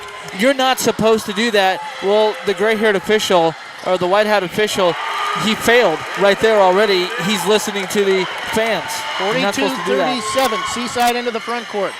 A drive to the basket, and we'll kick it back out. 5-point game, under 2 minutes. 138, 137. Saboni holds against Mayo, gets a screen. The jumper free throw line is good. 44-37, back to a 7-point lead for Seaside. Under 90 seconds left, and a whistle and a hand check on Ever Saboni. Cooper Goebel at the line to shoot 2, as now the Braves are in the double bonus.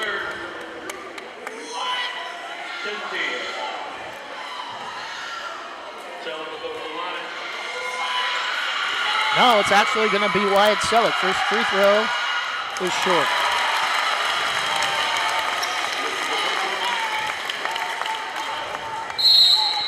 And a timeout, Banks. 30-second timeout, 1:23 left. If Wyatt is able to make the second, it will still be just a full 2-possession lead. Well, Trevor, we're approaching 7:30. I don't think the girls' game is going to start at 7:30. I think that's probably going to start more about 8 o'clock tonight. But, yeah, coming up following this ball game, we'll have a great the Banks Lady Braves, number 8 in the coaches poll for the first time this season, and they are looking for their 8th straight victory and looking to go to 3-0 in league play. So that's coming up. Join us for that. That is, you can also find the links for that at westsidesgreatesthits.net or search for Banks Braves on YouTube. That's going to be a lot of fun. And the Lady Braves looking for 8 straight. And Wyatt misses a pair, and that's going to be the killer for the Braves if Seaside holds on. A 7-point lead, under 90 seconds. And now the Braves are trying to foul, and they won't call it. Poked away by Selleck. Saboni able to pick up the loose ball, and they're able to reset. 1 minute left. Kawaso. To Langmo, back to Kawaso. And a foul on Wyatt Selleck.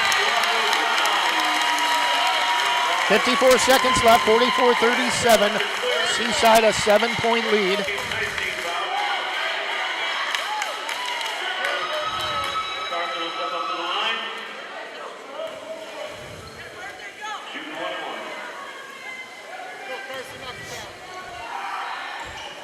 Free throw no good, and the rebound is controlled by Seaside.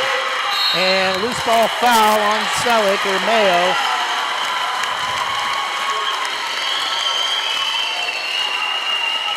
They're calling an intentional foul. That's...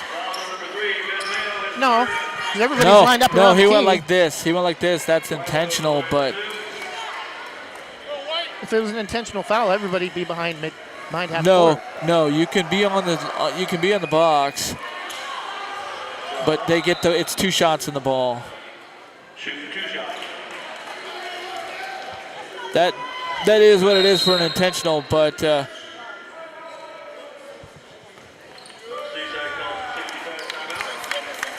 official did make the X, which is means for an intentional. If he's trying to make if he was trying to say something else, he's got incredibly bad mechanics. Which is possible he could have been saying something else, but he's got incredibly bad mechanics. Well, he's also just not a very good... to egg on fans for another technical is not... That's the worst sportsmanship I've seen from any official. You never want to get into it with fans. If you want to call a technical against a fan, that's one thing, but... Yeah, you don't go searching for it. Right. 44-37, 48 seconds left. Seaside will have at least one more free throw, and we think the ball, if the intentional foul call is correct, but Banks is lined up like it's a regular shooting foul, and second free throw, just call a foul! 45 seconds left. 44-37. His fourth. 44.9. 44-37. Cooper Goebel at the line to shoot 2.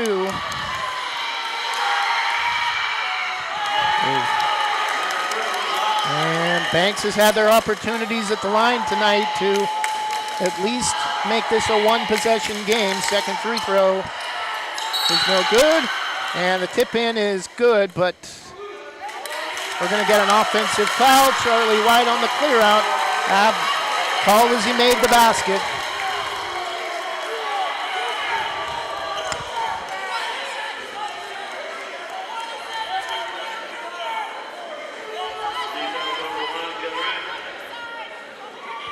Charlie White getting an explanation from the white-haired official.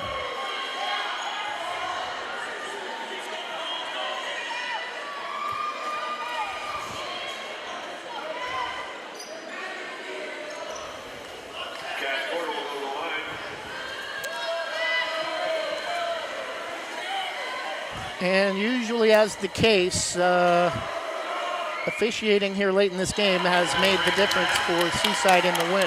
44.4 seconds left, and I'm not ashamed to say that as an official. Second free throw is good. 45-37, 8-point lead for Seaside. Timeout Banks. Timeout Banks. Both teams have one more timeout left. 60-second timeout. And the thing with the North Coast Officials Association is there's only 2 schools in it, Astoria and Seaside, and so they have a harder pool of officials to choose from, but it's basically asking a Seaside or Astoria resident to officiate a Seaside or Astoria basketball game, because there's not really any other communities in their officiating region with high schools. Yeah, so just a little bit ago, before that timeout was called, the Seaside bench and the Seaside students were doing the whole obligatory "you're overrated" chant to Banks, and I was sitting there thinking, well, wait a second, but you're rated 6th and they're rated 8th, or if you look at OSAA, it's 5 and 10, but they're 6 and 8, so it's like if they're overrated, you're just crediting your own ranking. So they're 6 and they're 8. If they're overrated, then you must be a little overrated too. You're totally discrediting yourself. I never get those chants, because particularly when it's like that, when you're totally discrediting yourself. 44 seconds left. Selleck to Mayo, lost the ball out of bounds in the corner, and now the Seaside students are getting in the head of the Banks Braves with 35 seconds left, and that turnover may do it. 8-point lead. Braves are going to stay in their press. Cash quarter to inbound against Vereen. Asking for help. Charlie White with the foul. 33.5 seconds.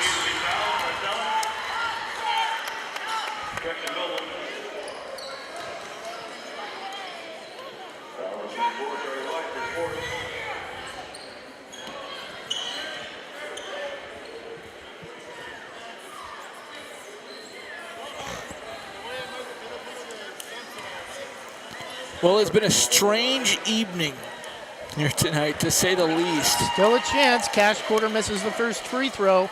Need to get Ben Mayo open. Had the hot hand in the first half. Second free throw, no good, over and off. Rebound to Charlie White. Pulls up, gets it to Goebel. Deep three is good. 45-40, 20 seconds left. Saboni, and foul on Charlie White. 19 seconds left. And talking back and forth between Charlie White and Cash Quarter. I think Charlie White's fouled out. Yes, he has.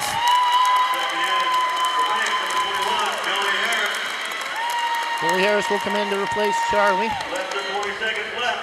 19.2 seconds.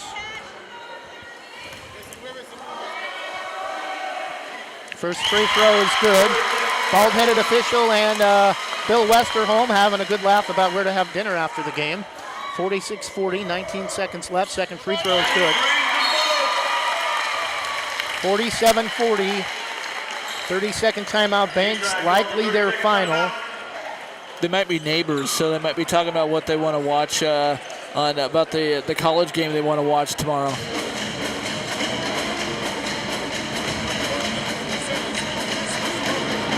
Your RV or mine?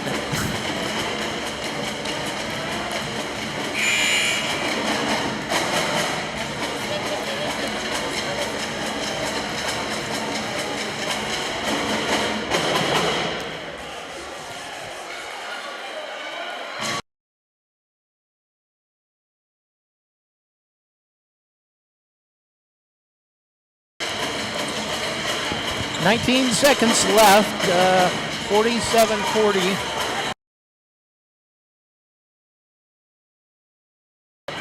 47-40, 19 seconds left. Selleck, 18 seconds, gets a screen from Goebel, and it's stolen by Saboni. That'll do it. Selleck fouls him in the front court. 12 seconds left. Seaside will improve to 13-4, 3-0 in the Co-op League. Banks will drop to 11-6 and 2-1, drop into a second-place tie with Astoria, but holding the official second-place spot after beating Astoria to open the season. 22 points. 23 points now for Saboni.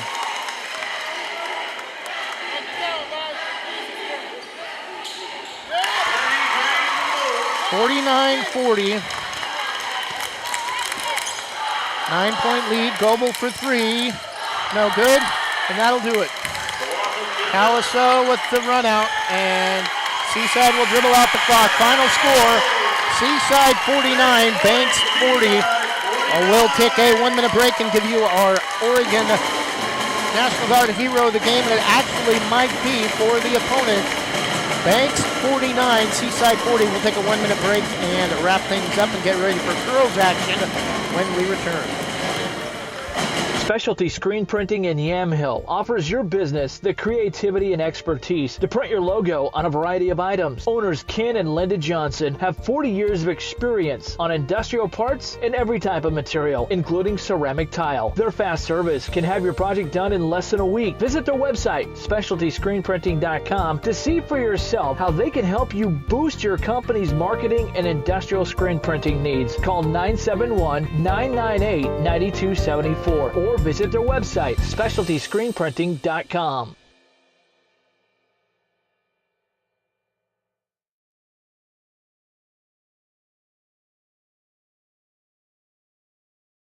North Plains Chamber of Commerce invites you to Tenante's Pizza and Subs. Try one of the many specialty pizzas like the Mama Supremo or a delicious torpedo sub sandwich. Mention Westside Greatest Hits and save 10% off your order. Tenante's Pizza and Subs at the corner of Glencoe and Pacific in North Plains. Open 11 to 8:30 Monday through Saturday, and Sunday 3 to 8 for carry-out and delivery. Visit the website, Tenante'sPizzaAndSubs.com, or call 503-647-5761.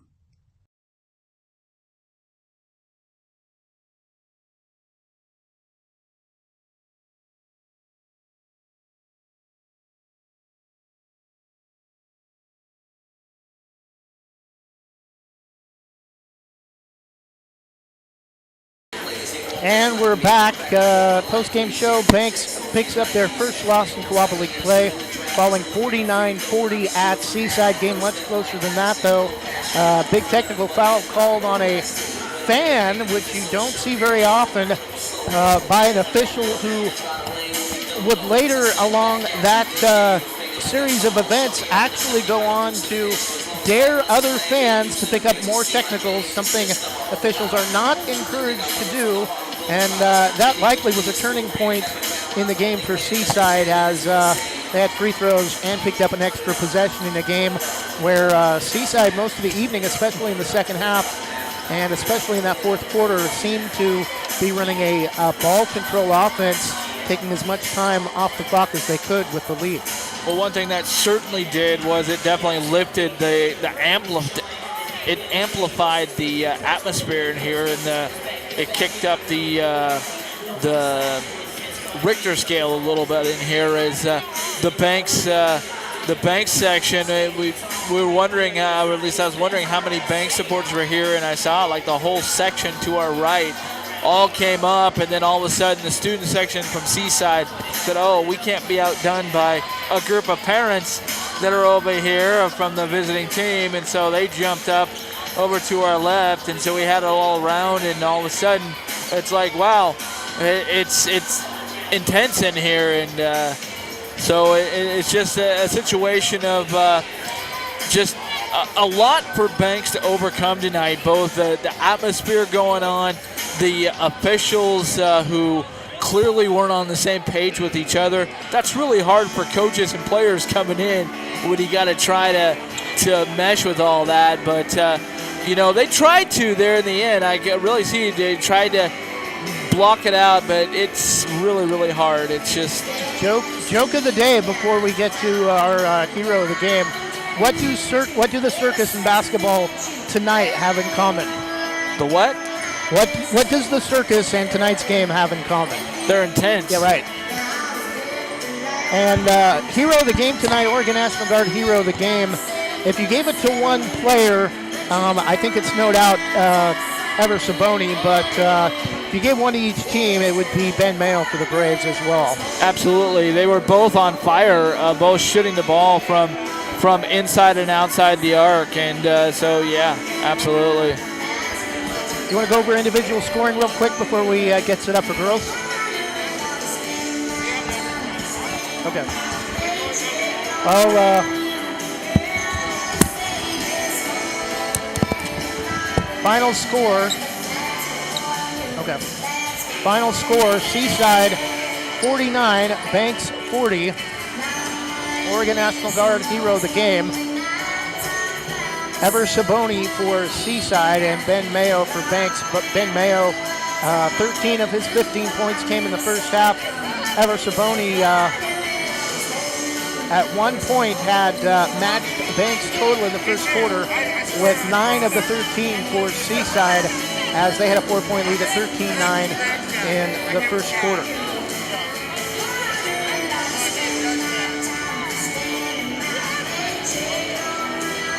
Jonathan is tallying up numbers, I think, as we speak, to get you some other scoring numbers for other players from the boys' game. Coming up next, number 9 Banks Lady Braves taking on Seaside, as we'll have that for you in just a few moments.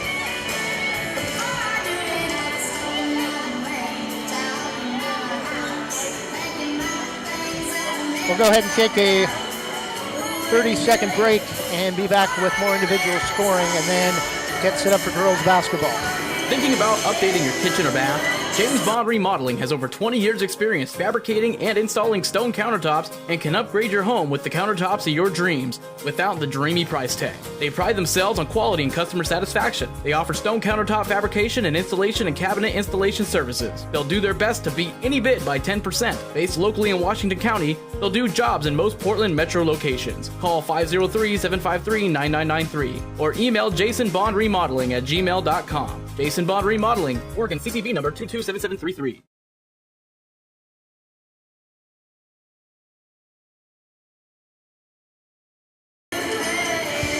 Well, I think that's actually going to wrap it up for us for tonight for game number 1. Our final score, Seaside 49, Banks 40. We'll take a quick break and be back with girls action in just a moment. For Jonathan Lee, I'm Trevor Beard. We'll switch places, and Jonathan Lee will have the call for tonight's girls game when we come back. Thanks for listening to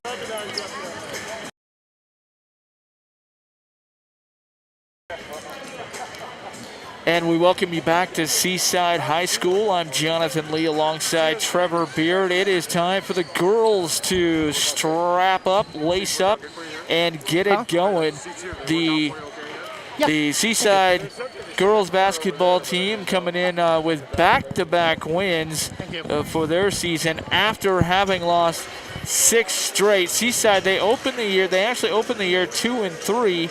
and then lost a couple of games to go to 2-3. They started 2-1, then went to 2-3. Then they won. They beat Newport by 3 to go to 3-3. Then they dropped 6 games, had another game canceled, and went to 3-9. But then they won they had their last game at Napa canceled last Saturday, but before that they won 2 games versus North Marion 42-39. Then they beat Tillamook to open league play 39-31. But that, to quote Shania Twain, that don't impress me much. Wins over North Marion and Tillamook. They also lost to Gladstone by 31, a Gladstone team that the number 8 Banks Lady Braves still are the only team this season to beat, and that was at Gladstone. This Banks Lady Braves team is much improved. They know it. They got a little scared the other night against Valley Catholic because I think, Trevor, they got a little too big for themselves, getting a big win against Astoria. But then Coach Brandon Begley did a nice job at halftime to remind them, hey, let's show them who we really are.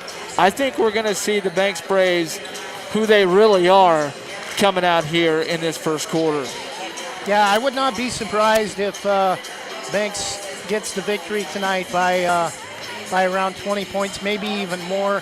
The way they played in the second half against Valley Catholic. Valley Catholic is a lot better team than their record.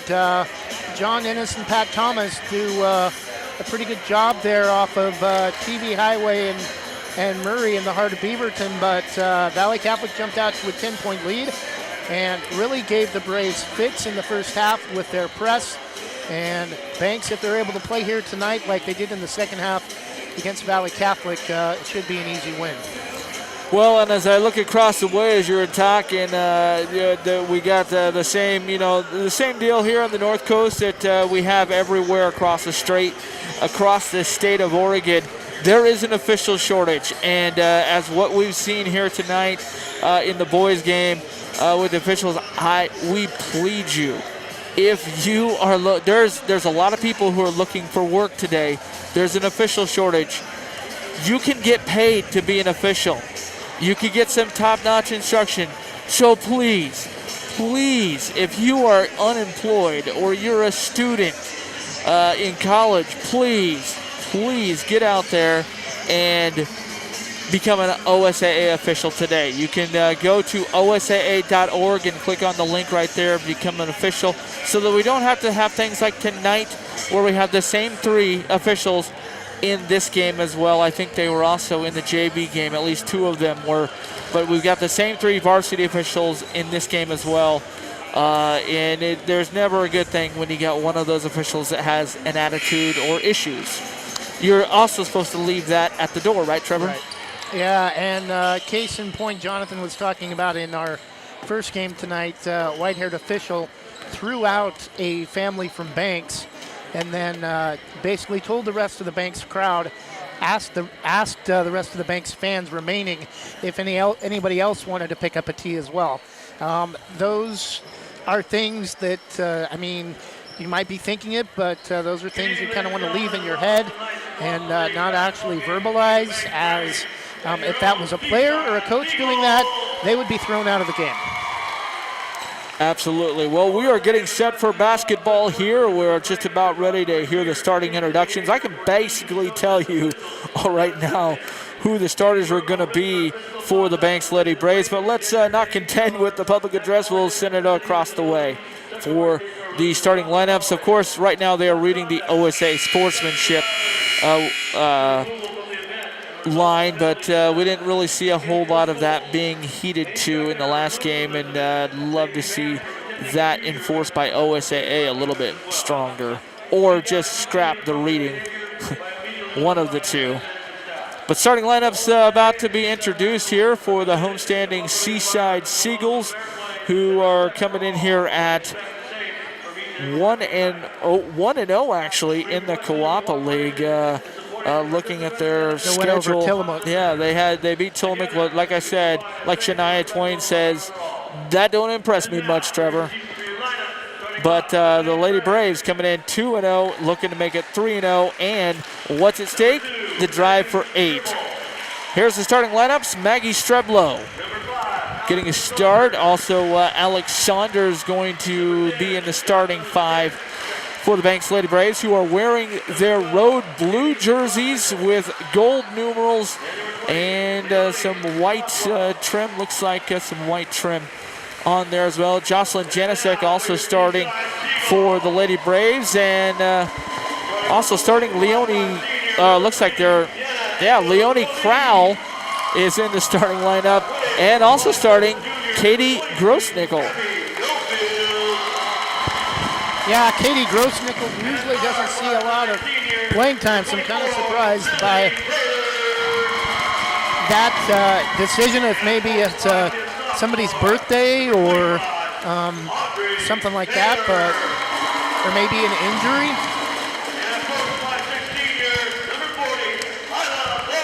Well, if we could get some opponents to wear some great numbers. Look at those numbers. We got white numbers on white numbers with blue outline for the Seaside Seagulls. And, wow, that's crazy. I was just talking about, I remember Oregon used to have white numbers on white jerseys, and they scrapped that since the rule was out there. But looks like you can still do that in high school.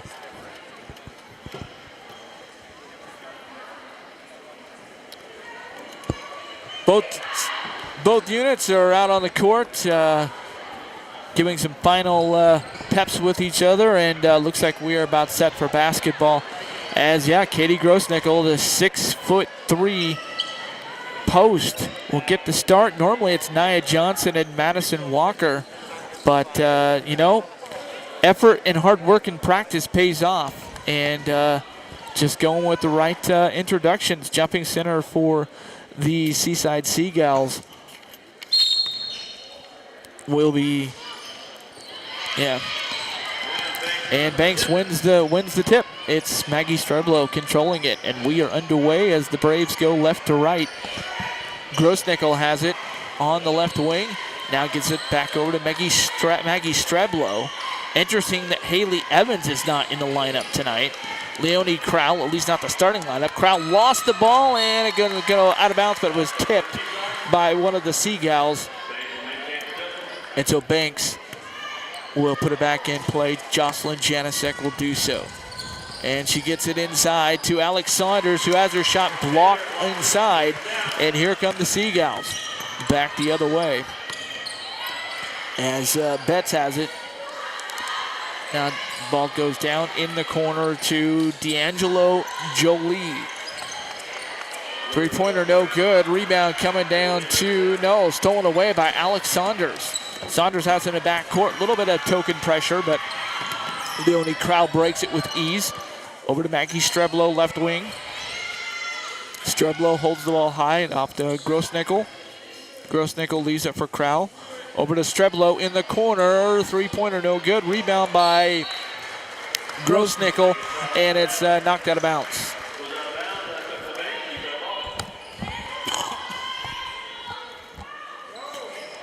.6:54 to go here in the opening quarter. Ball put up by Seaside at the Banks basket. Almost scored for Banks, and full court pressure. And we got a foul called in backcourt. The ever so famous white-haired official making the first foul of the girls' game. Normally you don't see that except for elementary level. Yeah, or like a junior high JV2 freshman game. But yeah, it's interesting. So the press broken this time for Seaside. Lily Taylor has it up to Abby Nofield. Now it's Taylor has it between the circles, dribbles over to the left side, looking for someone to get it to. Down in the corner it goes now to Maddie Olson. Back over to Lily Taylor. Ball now down in the corner now for Seaside. Back to Olson. Kick it over to Maddie Olson now with it. Back over to Lily Taylor. Back to Olson. Kind of playing catch up front. The Braves look like they're in a 3-2 matchup zone. Ball goes inside the zone, but no good. Another opportunity for Seaside, no good. Rebound by Leonie Crowell. And here comes the Lady Braves. Crowell has it right side in the front court. Now spins, works the other way. Leaves it for Grossnickel. Gonna drive inside, goes up, no score. But we got a foul called on the drive.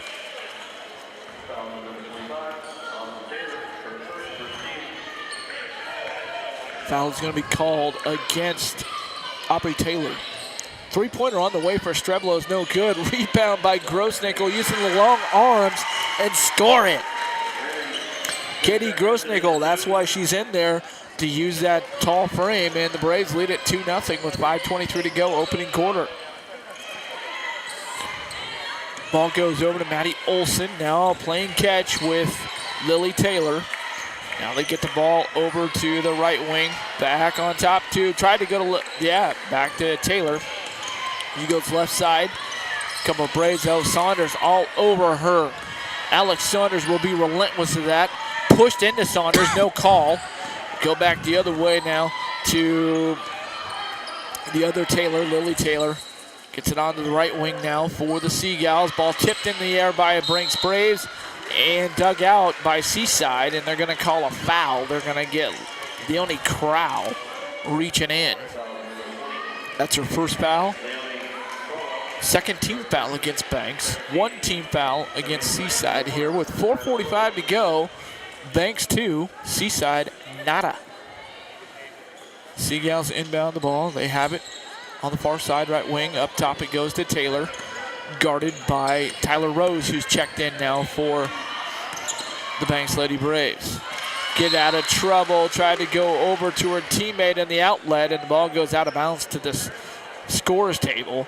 So a turnover for Seaside. And the Braves have it. Maggie Streblo will work it up. Don't know where, I know that Haley is here. I saw her. And she's dressed down. Jonasek for three, no good. Rebound coming down to Tyler Rose. But we got a foul call before that. Of course, it's going to go against the Banks Braves because our officials only know one side, unfortunately. So Seaside has it in backcourt. Relentless full court pressure applied by McKenna King. Turnover almost by the Braves. Ball goes out of bounds, and we got a stoppage of play here by the officials. Looks like just going to go out of bounds. So Seaside will inbound. Trying to get it in the front court. They finally do. It's getting it up is Bowles. Rowles, and she lost it out of bounds for a turnover to Seaside. Almost 4 minutes played here in the quarter, only 2 points. The Banks Lady Braves leading at 2-0. It's gonna go Crowell's way, or no, McKenna King driving baseline and scoring it. McKenna King with 2 points, it's 4-0 in favor of the Lady Braves. Another turnover by Seaside and almost picked up by Streblo, and now we got a jump ball. Possession arrow favors the Banks Braves.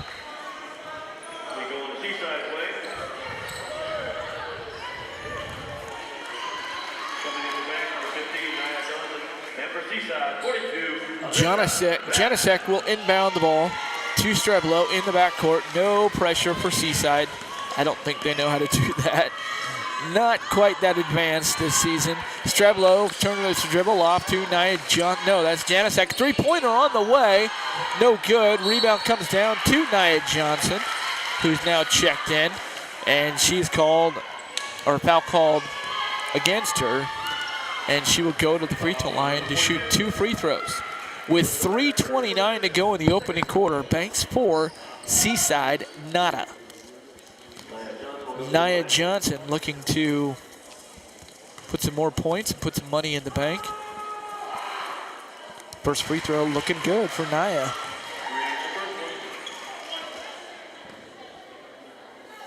One for one.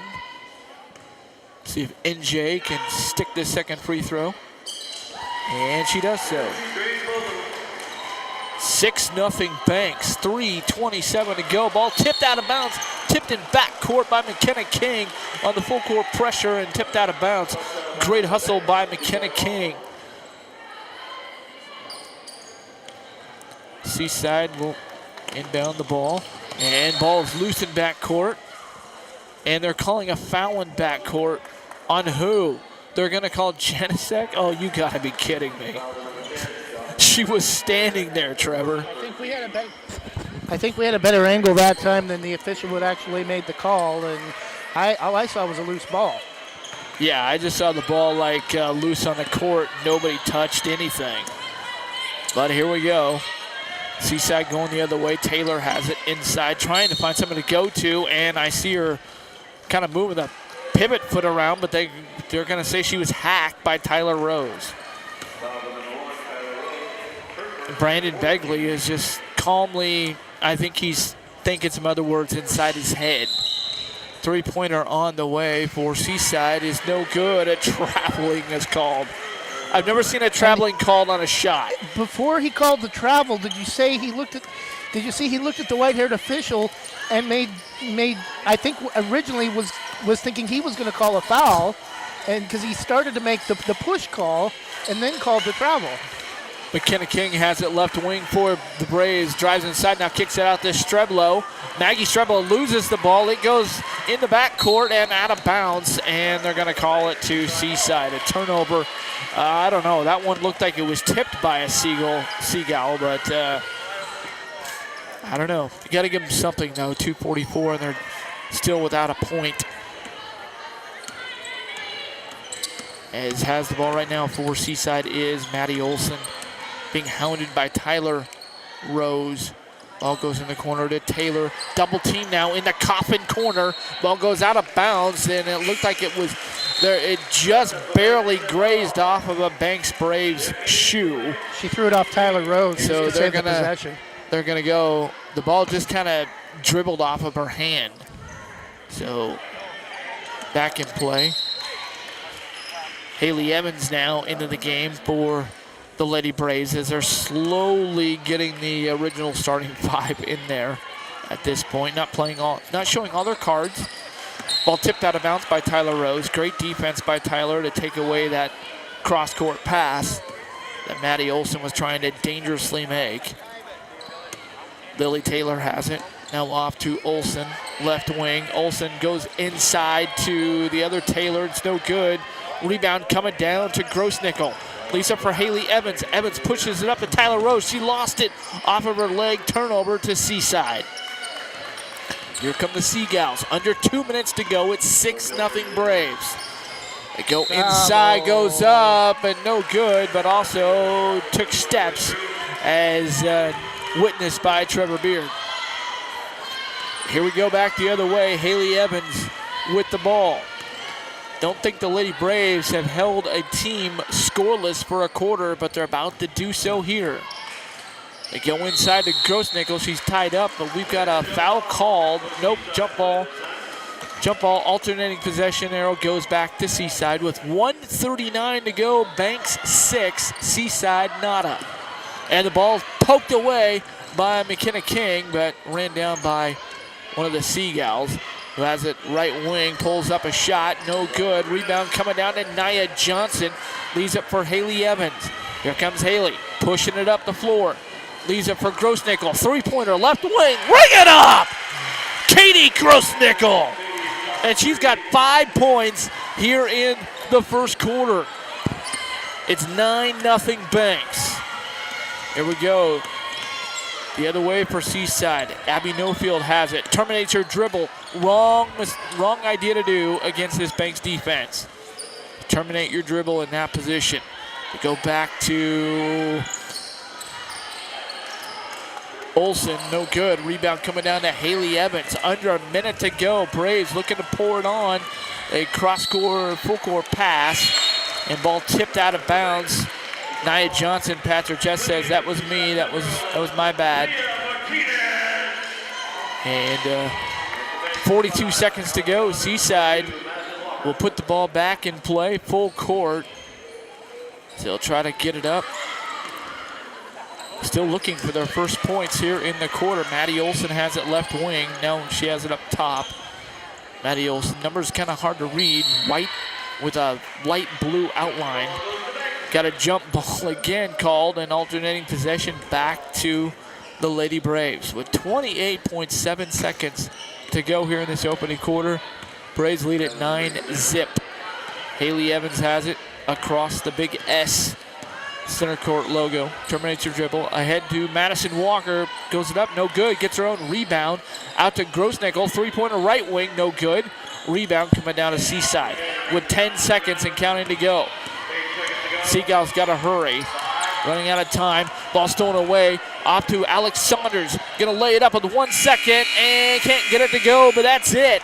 The Lady Braves have held the Seagulls scoreless here in the first quarter. Our score, Banks 9, Seaside nada. Back after this, you're listening to Banks Lady Braves basketball presented by Jason Bond Remodeling.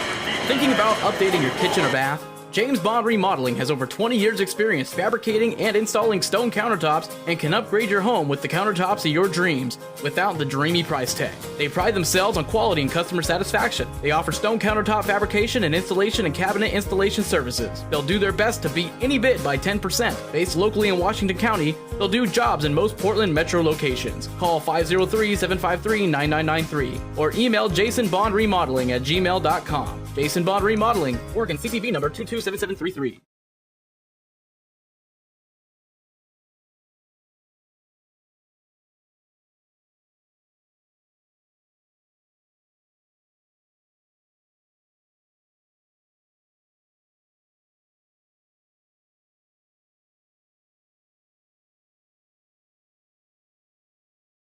Jim's Market in Banks is an institution serving the community for generations. They're actively involved in events and athletics from the youth league to high school level. Let them serve you with their locally grown fresh produce, fresh bakery items, including custom cakes, and quick hot food from their in-store deli. Jim's Market, conveniently located at the south entrance to Banks.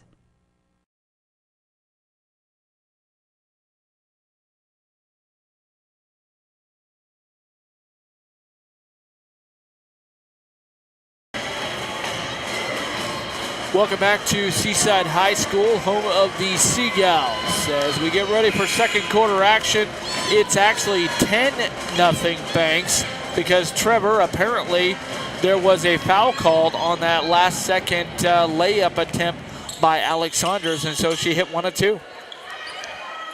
Yeah, Banks' defense just too much for Seaside, way overmatched to start the game as we get ready for the second quarter. Alex Saunders starting for the Banks Lady Braves, along with Madison Walker, Haley Evans, Madison Bigsby, and Nia Johnson. Seaside has the ball, working right to left to open the second quarter, and they throw the ball away, picked up by Haley Evans, and now she's going to back it up and wait for the rest of the team. Into Nia Johnson, loses it, back to Haley Evans, holds the ball high overhead, looking for somebody that goes cross court to Madison Bigsby. Bigsby back up to Nia Johnson, inside to Madison Walker. Out to Madison Bigsby. Going to drive inside. Little pull-up 14-footer is no good. Rebound coming down to Seaside. And Maddie Olson has it. Will bring it up for the Seagulls, who gets it off to Leah Martinez. Ball stolen away, loose on the floor, picked up by Madison Walker. Evans inside to Saunders. Too hard for her to handle, and it grazes her hands out of bounds. A little sloppy start for the Lady Braves here in the second quarter, who lead it 10-0. Bringing the full court pressure. Maddie Olson runs it up for Seaside. Off to Martinez the other way, no good. Rebound tipped out by Haley Evans. And it's going to stay with the Seagulls with 6:59 to go, second quarter, 10-0 Banks. Yeah, and I think Banks actually has more points than Seaside has field goal attempts in the first half. Thanks to that Lady Braves staunch defense, making them advance it quickly. Now another tie-up down low is getting in there was Maddie Olson for Seaside and Maggie Streblo for Banks. An alternating possession goes back to the Lady Braves. Haley Evans walks it up, calls out the, puts up the hang loose sign, calls out the play. Madison Bigsby has it left wing. Going to go over to Saunders, inside to Madison Walker, and she was absolutely mugged inside as they are double teaming Madison every time down low. Yeah, Lily Taylor got her that time across the arm, and Madison Walker double teamed. Like to see Jocelyn Janisek back in there. That should leave her wide open from 3-point range. Inside, Madison Walker it goes for two. Her first two of the game, and it's 12-zip Banks. Seaside goes inside and finally get their first two at 6:28 to go in the second quarter. It comes curiously by Abby Nofield. Ball goes inside now to Alex Saunders. She was mugged, no call. And ball going back the other way for Seaside. Pull up in the lane by number 24, Taylor. Lily Taylor, who also scored the other two, and it's now 12-4. Three-pointer on the way for Banks, no good. Rebound by Alex Saunders. Leaves it off for Bigsby. Cross court to Madison Bigsby. No good. Rebound coming down to Martinez for the Seagulls. Lily Taylor has it now.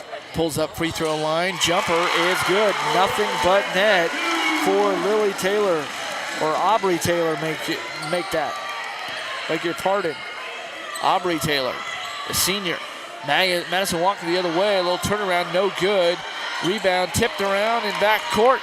Tipped by Bigsby right to Maggie Strudlow. Great hustle by Bigsby. Inside to Madison Walker. Off glass and in. Madison Walker scored again. She's got 4 points. That ends a 6-0 run for Seaside with 5:09 to go here in the first half. And a timeout on the floor. Banks 14, Seaside 6 will step away as well. It's a 30-second timeout. So back in 30 seconds, presented by Jason Bond Remodeling. Thinking about buying or selling a home? Sarah Hesselman, Realtor with Keller Williams Realty, will help you with your real estate needs. Call 503-313-0748 or email Sarah at sarahhesselman.com. Serving your community daily and proud to support the starting lineup of your bank's Braves. Sarah Hesselman, Realtor with Keller Williams Realty. Call 503-313-0748.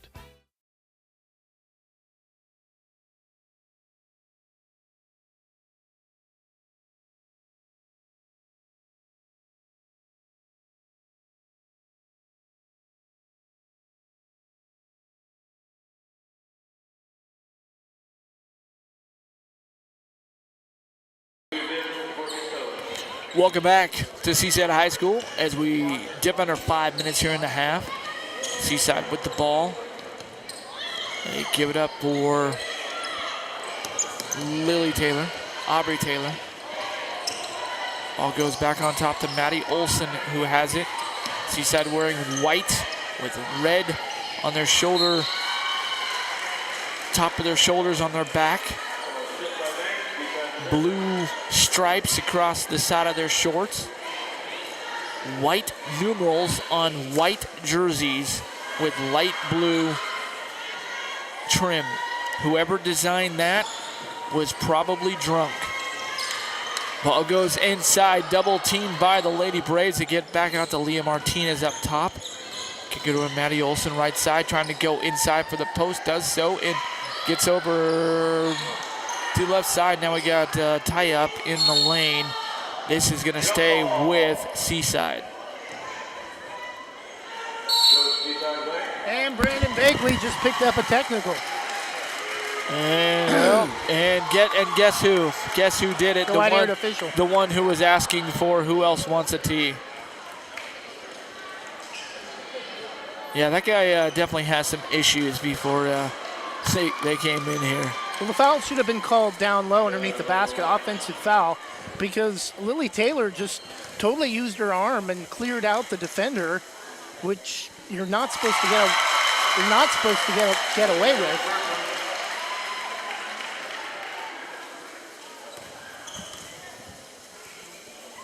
Well, Braves still leading by a touchdown, and now a touchdown without the extra point. Aubrey Taylor with couple of freebies right there. And now to inbound right in front of us is Aubrey Taylor. That was Lily Taylor with a couple of freebies. She has the ball now. Lily Taylor has it left wing. Gonna go down low for Maddie Olson.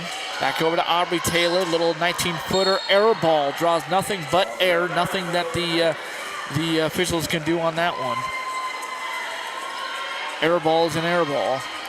And Banks will get the ball back, leading 14-8 with 4:13 to go in the half. Janicek has it over to Streblo. Twin circles over to Janicek, over to Saunders. No good. Rebound comes down to Taylor and lost it, gets it back. Finally gets the ball across the midcourt line, hounded by Maggie Streblo. Back over to Taylor. Lily Taylor holds the ball high overhead. Down low it goes to Alyssa Betts. Now back to Taylor. Trying to drive inside, but backs it out, looking for some space. Good defense, good interior defense by the Braves. Leah Martinez with a shot, no good. Rebound, Alex Saunders. And Alex gonna take it up herself. Gives it over to Crow, right side. Back to Streblo, cross court to Janicek. Three-pointer wide open. Off the front of the iron, no good. Rebound, Nia Johnson back up, no good. Rebound by Nia again. The second effort goes in. Nia Johnson scores for her first field goal. 3:15 to go.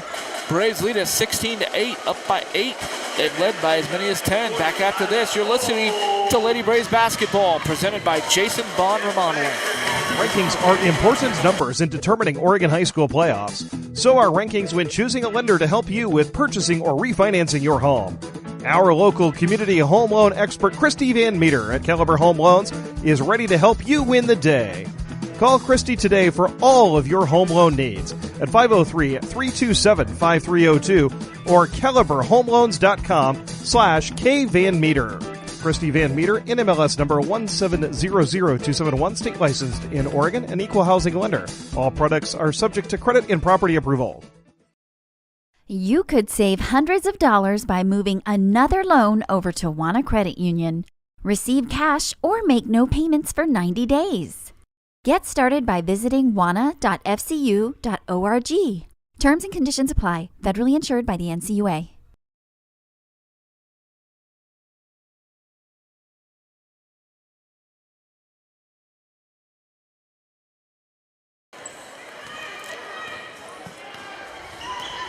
Back to the action here at Seaside High School. Maddie Olson leads it for Martinez on the left side, guarded by Janicek. And now ball stolen away by McKenna King.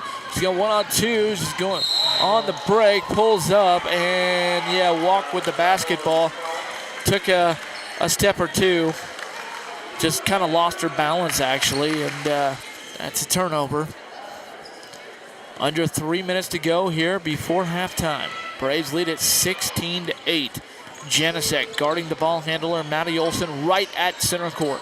Gets it off to Martinez, guarded by Grossnickel. She goes, to the right side, but I can't stand. I got a big old, don't know, it looked like that was Maddie Olson that made that three for Seaside. I had a big old bear in front of me, blocking my view. And it's 18-11. Here we go. Back the other way. Martinez loses the ball out of bounds, and that is a turnover back to Banks. If they called that to Seaside, I was going to call fraud. I was going to call 911 and call the fraud department, because that would have been fraud. Haley Evans now has it. Up to Streblo. Back to Evans. Back to Streblo. Over to Grossnickel, left wing. Back over to Grossnickel. Inside to Nia Johnson. Kick it out to McKenna King. Off the window. No good. And we got a foul called against Seaside. Newsflash. Breaking news that these officials just called a foul against Seaside. Holy smokes. And McKenna King will go to the line to shoot two. Seaside coach Olmsted up, asking about that call, or maybe what time the high tide is tonight. McKenna King hits the first free throw. extends the lead to 19-11 and makes it 20-11. McKenna at 4 points here. They still have 18 on the board, but the free throw went. That's the right score. It's 18-11. Looked like it was 18 moments ago, but I guess it was 16. Maddie Olson has it. Down low in the corner, it goes to Martinez. Back up to Olson, left wing. Guarded by Grossnickel. Can't get over that mismatch. Shot goes up on the 18-footer, and foul is going to be called, and she hit it by Lily Taylor.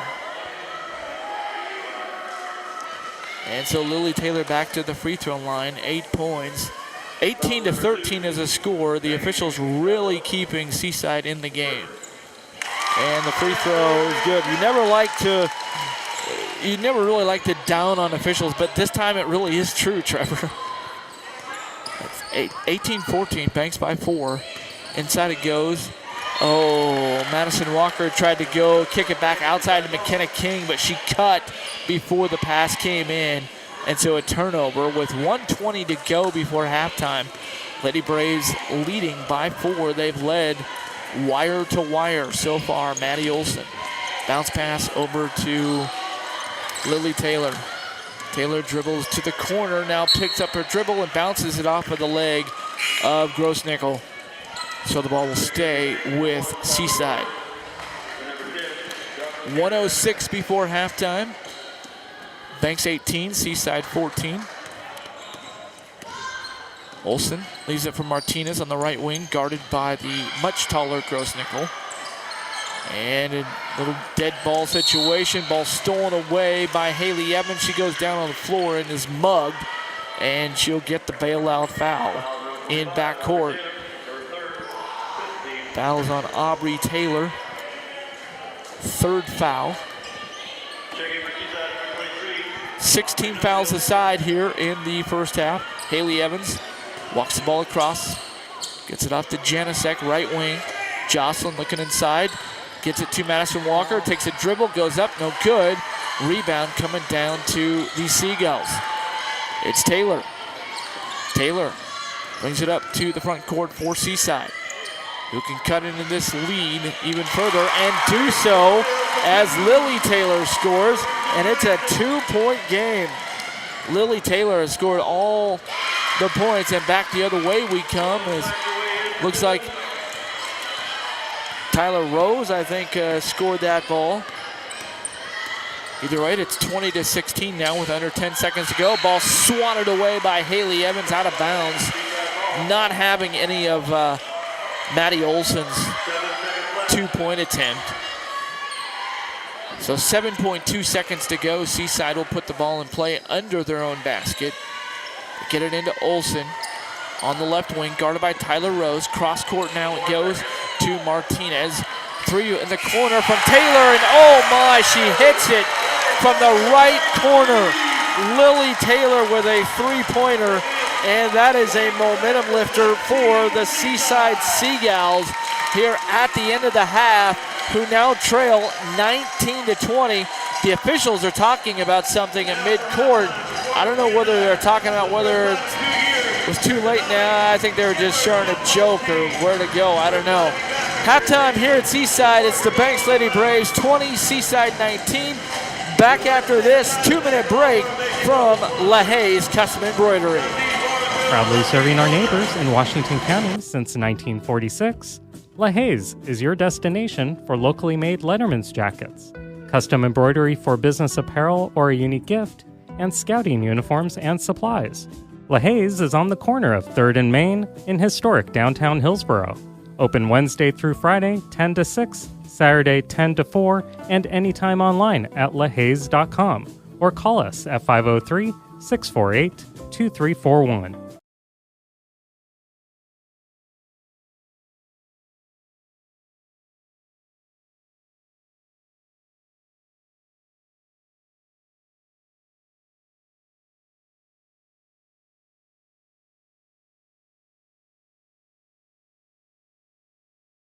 At American Family Insurance, protecting farms is at the heart of what we do. After all, it's where we got our start more than 90 years ago. We understand it's more than a farm, it's your life. And that's why we offer customizable policies that protect what you've worked for. Let's build the policy your farm deserves. Call American Family Agent Terry Powell in Gaston, 503-521-8842. American Family Mutual Insurance Company, SI, and its operating company, 6000 American Parkway, Madison, Wisconsin. American Family Insurance.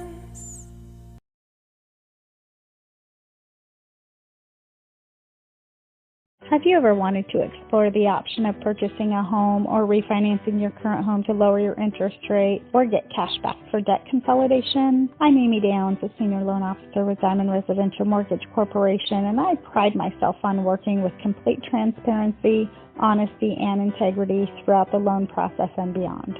Call me at 360-513-6808 today. NMLS 1583279.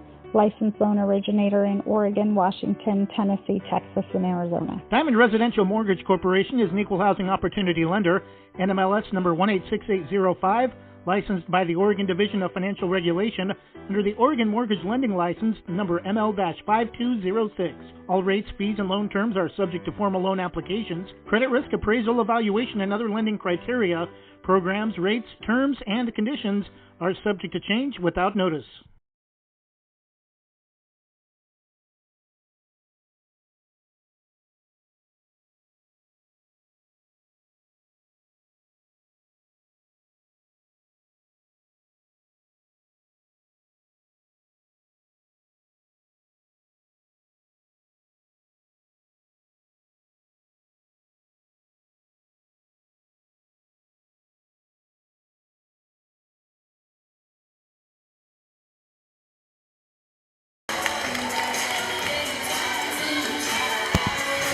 Back to Banks High School, or back to Seaside High School rather. The crowd here on the North Coast getting jumpy, Trevor, as our officials were a little jumpy tonight, but the crowd getting jumpy. Jump rope routine going on here at halftime on court. Very impressive jump roping. Bunch of young boys and girls out there doing a great routine. Now we got a group effort with group jump rope. Fans really coming together right now at halftime to enjoy some entertainment here, some jumpy entertainment. Up on the scoreboard though, about 5 minutes or so before the second half, and Trevor, we can talk about this one. The Banks Lady Braves came out with some great defense, and really, Coach Brandon Begley throwing just really, I don't know what he was doing. I can't wait to ask him what was up with the starting lineup, but really throwing a wrench in the plans of a completely different starting lineup out there. And I don't know whether it was to shake Seaside or what, but different starting lineup, but they did come out defensive and outscored Seaside 10-0 in the first quarter. But then Seaside put up 19 second quarter points, outscoring Banks 19-10. But the Lady Braves still leading at 20-19. We obviously need to see the Braves getting back to being themselves in the second half. Well, yeah, a lot of those 19 points, though, I think probably about half of those came not courtesy of the Seaside Gulls, but courtesy of the North Coast officials. And the one technical that Brandon Begley picked up in the second quarter, Lily Taylor had her arm wrapped around the Banks defender on the offensive board and just threw her to the ground. And then they called a foul on Banks, and that Brandon was right to get upset on that call. And immediately after that call, I actually saw the white-haired official come over here. Looked like he looked at me, was going to say something to me, and inbounded the ball. So, I mean, somebody's got to have a talk with him after the game about sportsmanship and what's allowed during a game and what isn't. Boys game, the same official threw out the entire family from Banks, a longtime family that prior to prior to that series of events, what actually started it was one of the Seaside players was at the free throw line, and after hearing a comment from one of the Braves fans, turned to the Braves fans and grabbed his crotch. That's a technical in itself due to an unsportsmanlike gesture. So the family that was ejected responded to that, and that's what was called for the technical foul. So again, North Coast officials are known for a lot of home cooking. Well, as we talked about, that's just, you know, rivalry games. That's how intense it gets, and when you're in different parts, you know, and like I said in the boys' game, I mean, you know, I mean, I hear that, I hear you say that the North Coast officials, but you know what? Here's the thing: is Seaside Banks travels twice to here, once to Seaside, once to Astoria. Seaside and Astoria come here all the time, so Banks fans, you're getting a little taste of what Astoria and Seaside fans get the whole season long. They're coming over to Washington County, they're coming over to Columbia County, and they're getting a new official. So, you know what, Banks fan, I say, you got to cool it, because they're getting the same thing that you are. What you're getting here tonight, Astoria and Seaside get every time when they come to Banks, or when they go to Valley Catholic, or when they go to Gladstone. So you're just seeing what each side is doing there. I'm not playing for Astoria and Seaside here. I'm actually saying, hey, yeah, it's not great, but it's reality that it happens when you have multi-organizations. It happens both sides. And so not only are there big rivalries among league teams, there's also regional rivalries. And I don't know if you've noticed tonight, Mike Jacobson, head coach for Astoria, I seen him walk in earlier at the start of this game. So you have the North Coast officials representing Astoria and Seaside. And the Kawapa League is basically broke up into the coastal teams of the North Coast and the 4A teams in the Portland metro area. Valley Catholic used to include Scappoose, also includes Valley Catholic and Banks for the Portland West Side Metro 4A teams. So not only are there rivalries among teams within the league, there's also regional rivalries. As you see, anytime a team from the Valley will head to the North Coast, other teams from the North Coast will head to that school, almost like it's a home game for the region, not just the school. Well, coming into this game, the Banks Lady Braves coming in on a 7-game winning streak, looking to win 8 straight right now, and I'm expecting them to come out with some much tenacity here in the third quarter, really restore order and take this game. But what the Banks Lady Braves need to do that the boys failed at in the last game is to block out everything around them and just play their basketball. Stay composed. Don't worry about the officials. Don't worry about the fans. Just play your game. Do what you do dance with the one that brung you. Do what you do that got you here at this point. Number 9 in the OSAA ranking, and they are number 8 in the coaches poll, looking to move up with a win here tonight. Leading scorer for the Banks Lady Braves, Katie Grossnickel with 5 points. Nia Johnson, McKenna King, and Madison Walker, 4 points each. And we are set to start the third quarter as Seaside will get that first possession. Lily Taylor has it, who has 16 points for the Seagulls here this evening. Ball goes back to Taylor. They get it over to Diana Angelo Jolie. Now, back over on top, and the ball stolen away by Saunders. Leonie Krall has it, left wing. Leaves it for Grossnickel, top of the key, no good. Rebound Saunders, battled for, and a jump ball. That's going to be Lady Braves basketball. Looks like Brandon Begley was maybe wanting a foul, but he's up and just calls out play number 4. Now the official was motioning something toward the sideline. I think he was asking for Begley to sit down, but he was giving a play call to his players.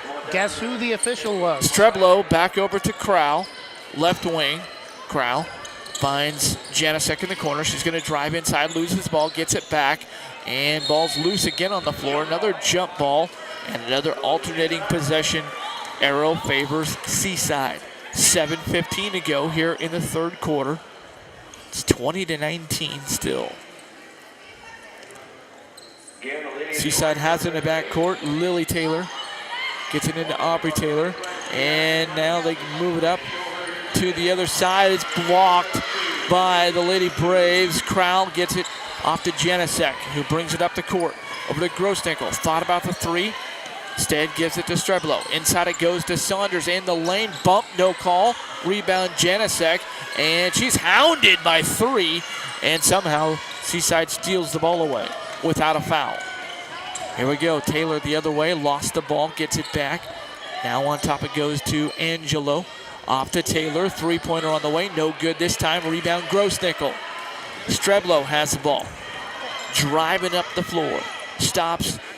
Gives it to Crowell. Going to drive baseline. Goes up. No good. And we've got a whistle. She stepped on the baseline. No foul, but she stepped on the baseline. Wouldn't want to call a foul on Seaside. Wouldn't be prudent at this juncture. Here the ball goes up to Lily Taylor. Nice bounce pass in the lane, but it's a 5-cent finish, and the rebound coming down to Leonie Crowell and the Braves. Crowell has it in the lane. Now back out to Streblo, right side. Over to Crowell, right in front of the team bench. Back on top to Streblo, over to Grosnickle. Bounce it to Streblo, fouled, no call. Over to Crowell, right wing three is on the way, no good. Rebound Alex Saunders, goes back up, fouled, no call. And this time we do get a foul on the free throw line. I am surprised. 5:52 to go here in the third quarter. Neither side with a field goal yet, but Alex Saunders looking to make a deposit in the bank from the free throw line with 2 free throws. Extend their lead. Free throw is good for Alex Saunders. Saunders now 2 out of 3 from the line tonight. Trying to make it 3 out of 4. So in the air, and it's out the front of the iron, no good, but gets her own rebound. Ball's loose on the floor now. And we got a foul. Are they going to call a foul on Seaside twice in a row? I am flabbergasted. And they are. Foul called on number 40. That is Bowles. Isla Bowles. And we got a travel called against Banks. 5:47 to go. Lady Braves by 2, 21-19, and here comes the full court press. Push him, and ball knocked away by Janicek. Great defense by Jocelyn. Ahead to Leonie Crowell. Pulls up from the elbow, no good. Rebound coming down to Taylor, but ball, Taylor gets it, comes it up. One-on-one, Taylor pulls up in the lane, no good. Rebound Leonie Crowell. And Janicek is knocked to the floor, absolutely just pushed, and we're going to get a foul called on Janicek? Oh my gosh. Are you gotta be kidding me? She gets absolutely knocked to the floor, and she's called for the foul. Excuse me. 911, fraudulent alert at Seaside High School. 3 blind mice on the court. Three-pointer by Taylor is an air ball, out of bounds, turnover to Banks. 3 blind mice wearing stripes. I can't claim that that's mine. I actually heard that in a story in an officials meeting, actually, Trevor. Maggie Streblo has it the other way. To Crowell, back to Streblo in between the rings. Now going to go to the right side, looking for Crowell in the corner. Crowell holds the ball now, dribbles inside, now lost the ball. Turnover to Seaside. Banks 21, Seagulls 19. Lily Taylor bringing it up now for the Seagulls. Wholesale changes coming in for the Lady Braves. At the next dead ball. Ball in the corner, left side. Back on top to Lily Taylor. Drives inside, leaves it for her sister, Aubrey Taylor. Has it in the corner. Now ball goes inside to Taylor. Rebound, up, no good. Foul called against Banks. 2 free throws coming up for Bulls. Isla Bulls.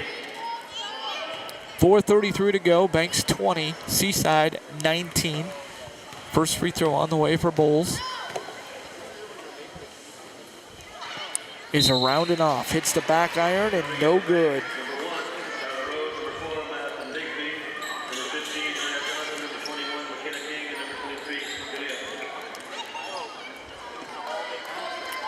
Second free throw on the way.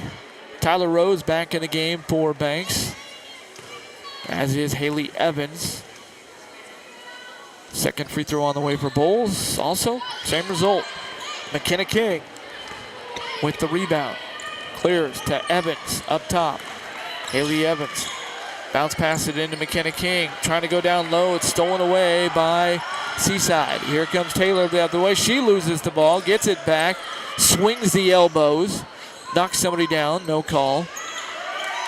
Seaside still has the ball. Taylor. Over to Nofield. Bounce pass inside to the other Taylor. Back over to Lily Taylor. In the corner it goes now. And ball stolen away. Tyler Rose clears. Going to go one-on-one the other way. Now pulls it back out since she didn't have the numbers. Bigsby over to Rose. Driving baseline. And we've got a foul called on the arm before the shot.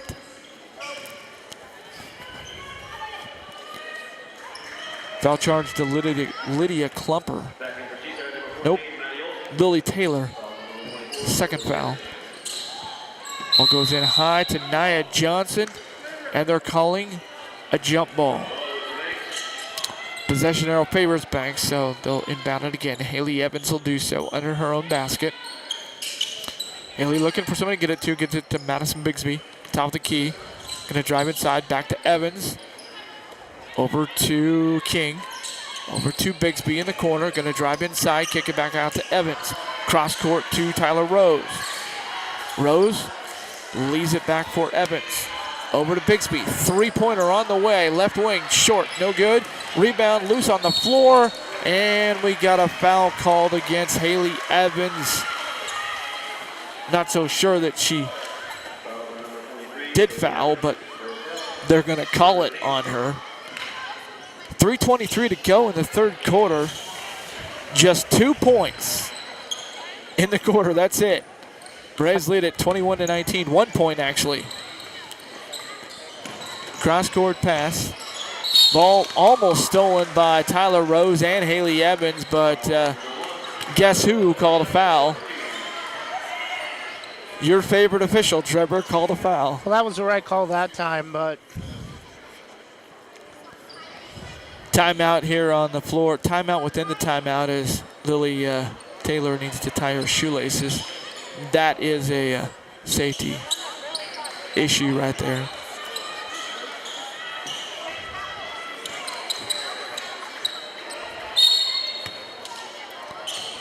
Ball comes into Taylor.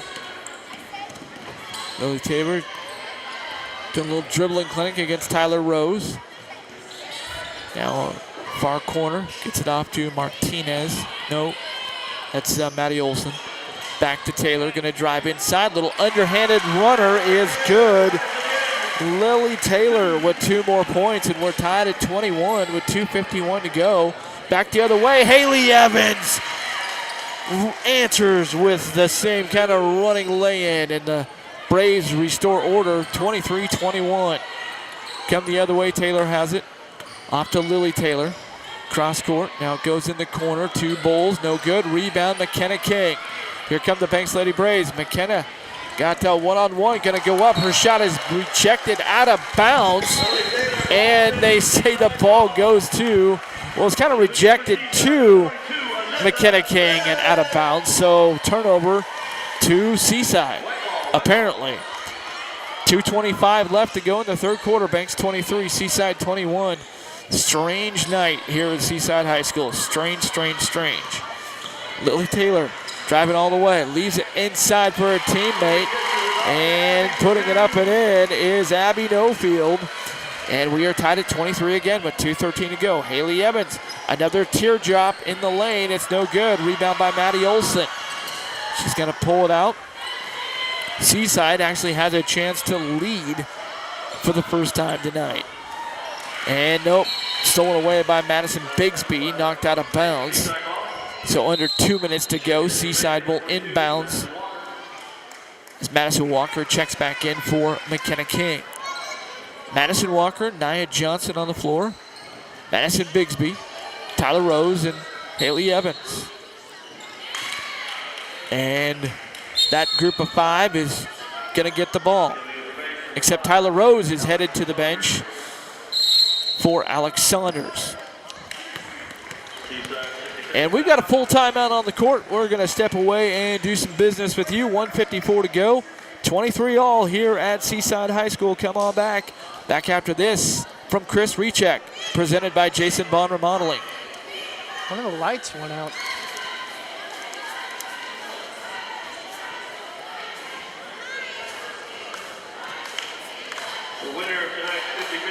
In times of financial uncertainty, how can you stay on track?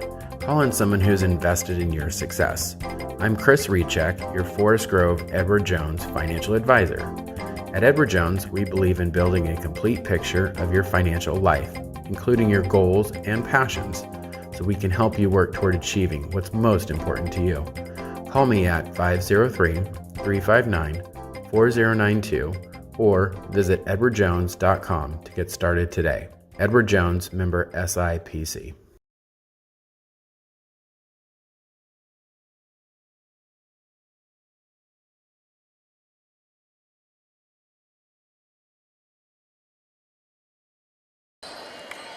Welcome back to Banks High School. 1:54 left to go in the third quarter. Surprising 23-23 tie. Braves have the ball.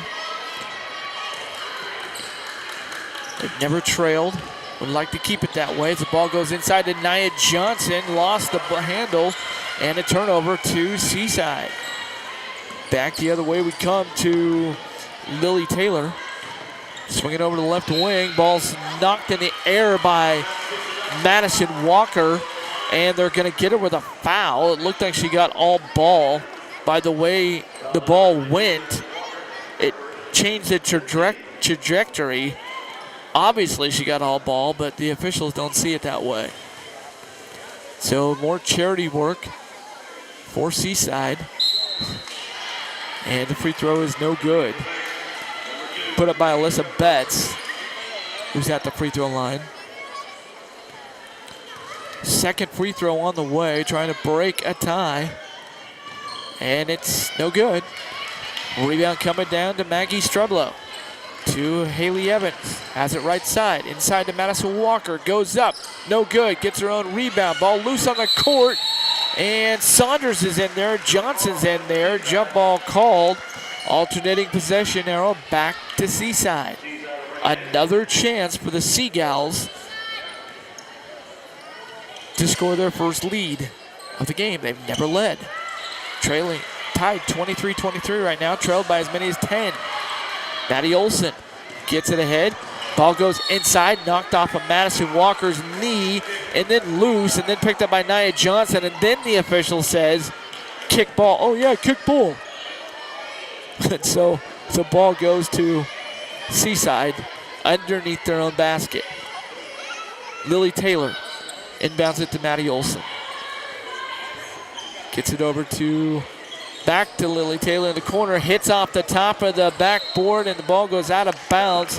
Unfortunately, knocked off of Haley Evans.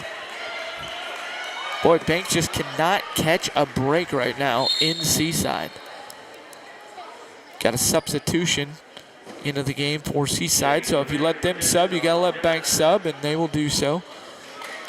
Jocelyn Janicek back in, replacing Haley Evans. Maddie Olson has it up top. Ball stolen away. Nope, back by Olson. Puts it up, no good. Rebound coming down to Banks. And here we go the other way. Maggie Streblow dribbles it up, pulls up, leaves it for Nia Johnson. Over to Alex Saunders. right wing 2, no good. Rebound, Madison Walker. Looked like she was fouled on the rebound, but no call. Ball inside to Nia Johnson, up and in. Nia Johnson scores it, and the Braves back in front by 2. Nice work by Nia Johnson, 6 points tonight. 30 seconds to go, 25-23 Banks. And Alex Saunders tying up Maddie Olson the other way, and another jump ball. The 20,000th jump ball called tonight. This one favors Banks again. Maggie Streblow has it back the other way, and a timeout is called. Brandon Begley wants to diagram this last play here, the third quarter. You're listening to Lady Braves basketball. They lead 25-23. Back after this, presented by Jason Bond Remodeling. Visit Main Street Pizza in Banks, located next to Jim's Market, for the best pizza in Washington County. From loaded hot baked subs to a Main Street special pizza piled high, we will satisfy your pizza cravings. We've been serving and supporting the Banks community since 1986. Open daily at 11 a.m. Call ahead now to place your order at 503-324-5858 or follow us on Facebook to see our daily lunch specials. Mention this radio ad and receive $2 off any Main Street pizza.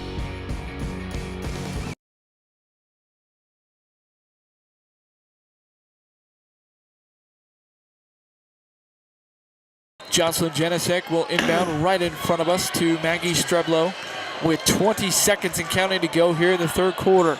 Saunders, Streblow, Janicek. Inside it goes, cross court to Saunders, who puts it up and no good, but she was fouled on the shot. And again, Alex Saunders will go to the free throw line for 2 free throws with 11.6 seconds to go. Braves by 2. Alex, first free throw on the way. It is in and out and in. The Ross Perot jumper is here in Seaside. Free throw for Alex Saunders. Second free throw, swish. 2 free throws for Saunders. 4 points, 4-point lead. Ball picked up loose by the Braves. And going up on the drive is Janicek, and she was fouled, hit the deck hard, fouled. Wait, are they going to call an offensive foul? No, okay, good. I was about ready to come Mike Rice here. 3.2 seconds to go. Jocelyn Janicek will go to the line. It's been that kind of night, folks. You never know what these officials are going to call. First free throw off the front of the rim for Jocelyn. No good. Jocelyn still looking for her first points of the night. 3.2 seconds to go. Jocelyn, second free throw on the way. It's off the back of the iron. Rebound, Madison Walker takes a dribble, go back up, no good. Rebound coming down to Taylor, and that's the end of the third quarter. The Banks Lady Braves lead it 27-23. Come on back for the fourth quarter. You definitely don't want to miss this one. We're going to do that after we do a little business with you. You're listening to Banks Lady Braves basketball, presented by Jason Bond Remodeling. Northside Rock Products in North Plains is where you can get gravel products directly from the quarry. They service contractors as well as homeowners. They can get rock straight from the quarry that's essential for paths, driveways, under concrete slabs and roads, as it packs and condenses well. Northside Rock Products offers a variety of quality crushed rock and fill material, as well as boulders and specialty rock. They offer trucks for hire for contractor work. Northside Rock Products can bring their mobile crusher to your jobs for on-site crushing and screening. Delivery is available. Get all you need at low winter rates. Northside Rock Products LLC on Northwest Dixie Mountain Road in North Plains. NorthsideRockProductsLLC.com.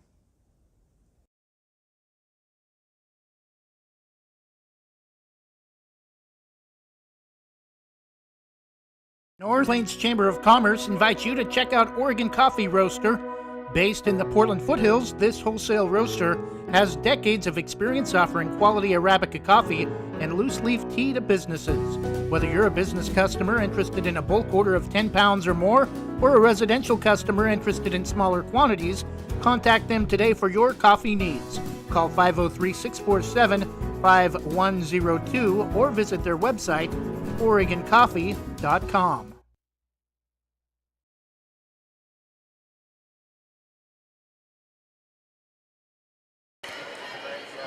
Welcome back to Seaside High School for the start of the fourth quarter. Banks Lady Braves leading Seaside's Seagulls 27-23. And Seaside looking to get the ball in play to start the fourth quarter. Doing so will be Alyssa Betts. And she will get the ball into Maddie Olson. Guarded by Alex Saunders. Hounded by Alex Saunders. Olson. That is a 5-second call or traveling. Take your pick, either one. One official said 5, one official said travel. Take your pick. Turnover to Banks. Now the Lady Braves need to make these turnovers into points. Saunders has it left wing on top to Streblo.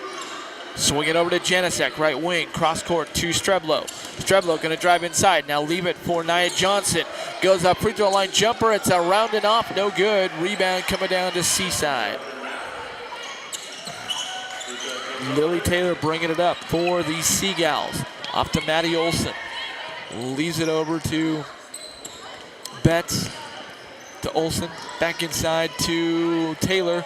Little one-handed scoop to the hoop is good for Lily Taylor. She's the only one really scoring for these Seagulls as the lead is trimmed to 2. Banks really needs to put them away. They need a couple of daggers. And there's the air ball by Madison Walker. A rebound coming down to Seaside, who actually has a chance to tie here in the fourth quarter. They go up, blocked by Madison Walker, controlled by Nia Johnson. Streblo has it. Coming the other way for Banks. Cross court to Saunders. Inside to Madison Walker. Turn around and nets it. You bet. Madison Walker score it. 6 points in the game. 6:33 to go. 29-25. Ball loose in backcourt. Ran down by Taylor. Lily Taylor. Bringing it up for Seaside. Leaves it for Martinez. A three-pointer left wing. Rim it off. No good. Bounces around. Back to Seaside. Out of bounds to Seaside. 6:18 to go here in the game. Number 8 Lady Braves lead it 29-25. But Trevor, the longer you let a team like Seaside hang around, the longer they think they have a chance to win, when they really have no business winning. Lily Taylor has it for Seaside. She's the only one scoring for them, seemingly. Taylor has it up top, guarded by Saunders. Inside to her sister, Taylor. Back out to Betts. Pulls up, no good. Rebound. Tipped out of bounds by Evans. Haley Evans is in there. Nia Johnson. Katie Grossnickel. Alex Saunders. And Maggie Streblo. The 5 on the floor for your Banks Lady Braves. Seaside has the ball. Martinez has it. Hounded by Haley Evans. Now they get it into the corner, and now the official's whistle. Going to call a foul. It's going to be against Maggie Streblo. Her second foul. 5:53 to go in the game. Banks 29, Seaside 25. Banks really needs a stop right here. Get it into points, and now the official on the other side makes a foul call. And we're going to have a 1-and-1. It's a foul against Banks. Fouls charged to Nia Johnson, her first. 7th team foul against Banks. Strange night. Free throw on the way for Aubrey Taylor's no good. Rebound Nia. Outlet to Grossnickel. Leaves up for Maggie Streblo. Brings it up across the line. Has it right wing over to Haley Evans. Back to Streblo. Maggie going to drive inside. Little bounce pass to no one, and it's stolen away by Seaside. Banks really getting sloppy with the basketball right now. Coming up now, Nofield has it for Seaside. Trying to split defenders. Up top to Betts. Over to Taylor. A 3 is no good. This time she can't hit the broadside of the barn. That's fine with me. Alex Saunders has it the other way. Going to drive all the way to the rack, and it's off the rim. No good. Rebound coming down to the Seagulls. Lily Taylor She brings it up. Ball poked away by Haley Evans. Saunders has it. Loose on the floor. Evans has it. Controls to Nia Johnson. Going the other way on the drive, and she is going to be fouled. And Nia Johnson will go to the free throw line for 2 free throws. Great job of just passing the ball off of the Banks Lady Braves, knowing exactly where they were and who to get it to, and Nia Johnson will try and hit another free throw here tonight. Extend the lead. Back of the iron, no good for Nia. First miss tonight, 2 for 3. Nia with 6 points. Maggie Streblow checks out. Leonie Crowell checks in, and we got a timeout on the court. We'll step aside. Banks 29, Seaside 25. Back after this. You're listening to Banks Basketball, presented by Jason Bond Remodeling. North Plains Chamber of Commerce invites you to check out Oregon Coffee Roaster. Based in the Portland foothills, this wholesale roaster has decades of experience offering quality Arabica coffee and loose leaf tea to businesses. Whether you're a business customer interested in a bulk order of 10 pounds or more, or a residential customer interested in smaller quantities, contact them today for your coffee needs. Call 503-647-5102 or visit their website, OregonCoffee.com.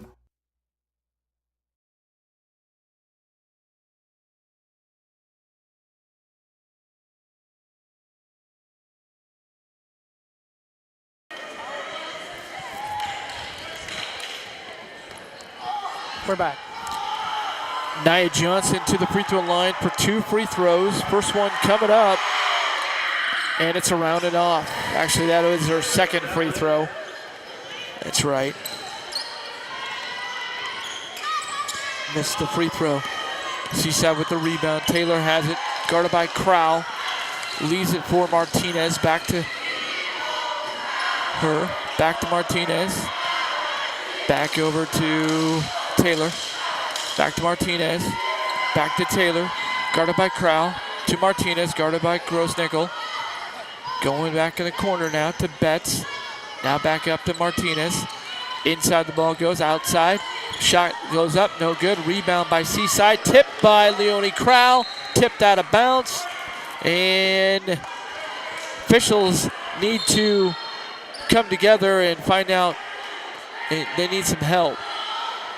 They will talk.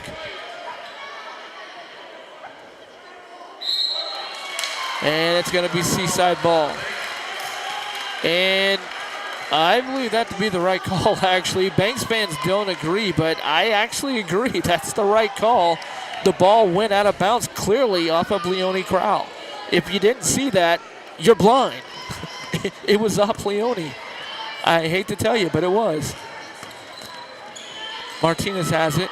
Over to Betts on the right wing. Trying to go inside for Taylor. It's stolen away by Leonie Crowell this time. And she corrals it. Almost a bad pass by Crowell to Haley Evans. You got to make that crisp. That was horrible. Evans over to Crowell. Left wing. Going to drive inside. And just kind of leaves the ball for Haley Evans. Didn't really pass it.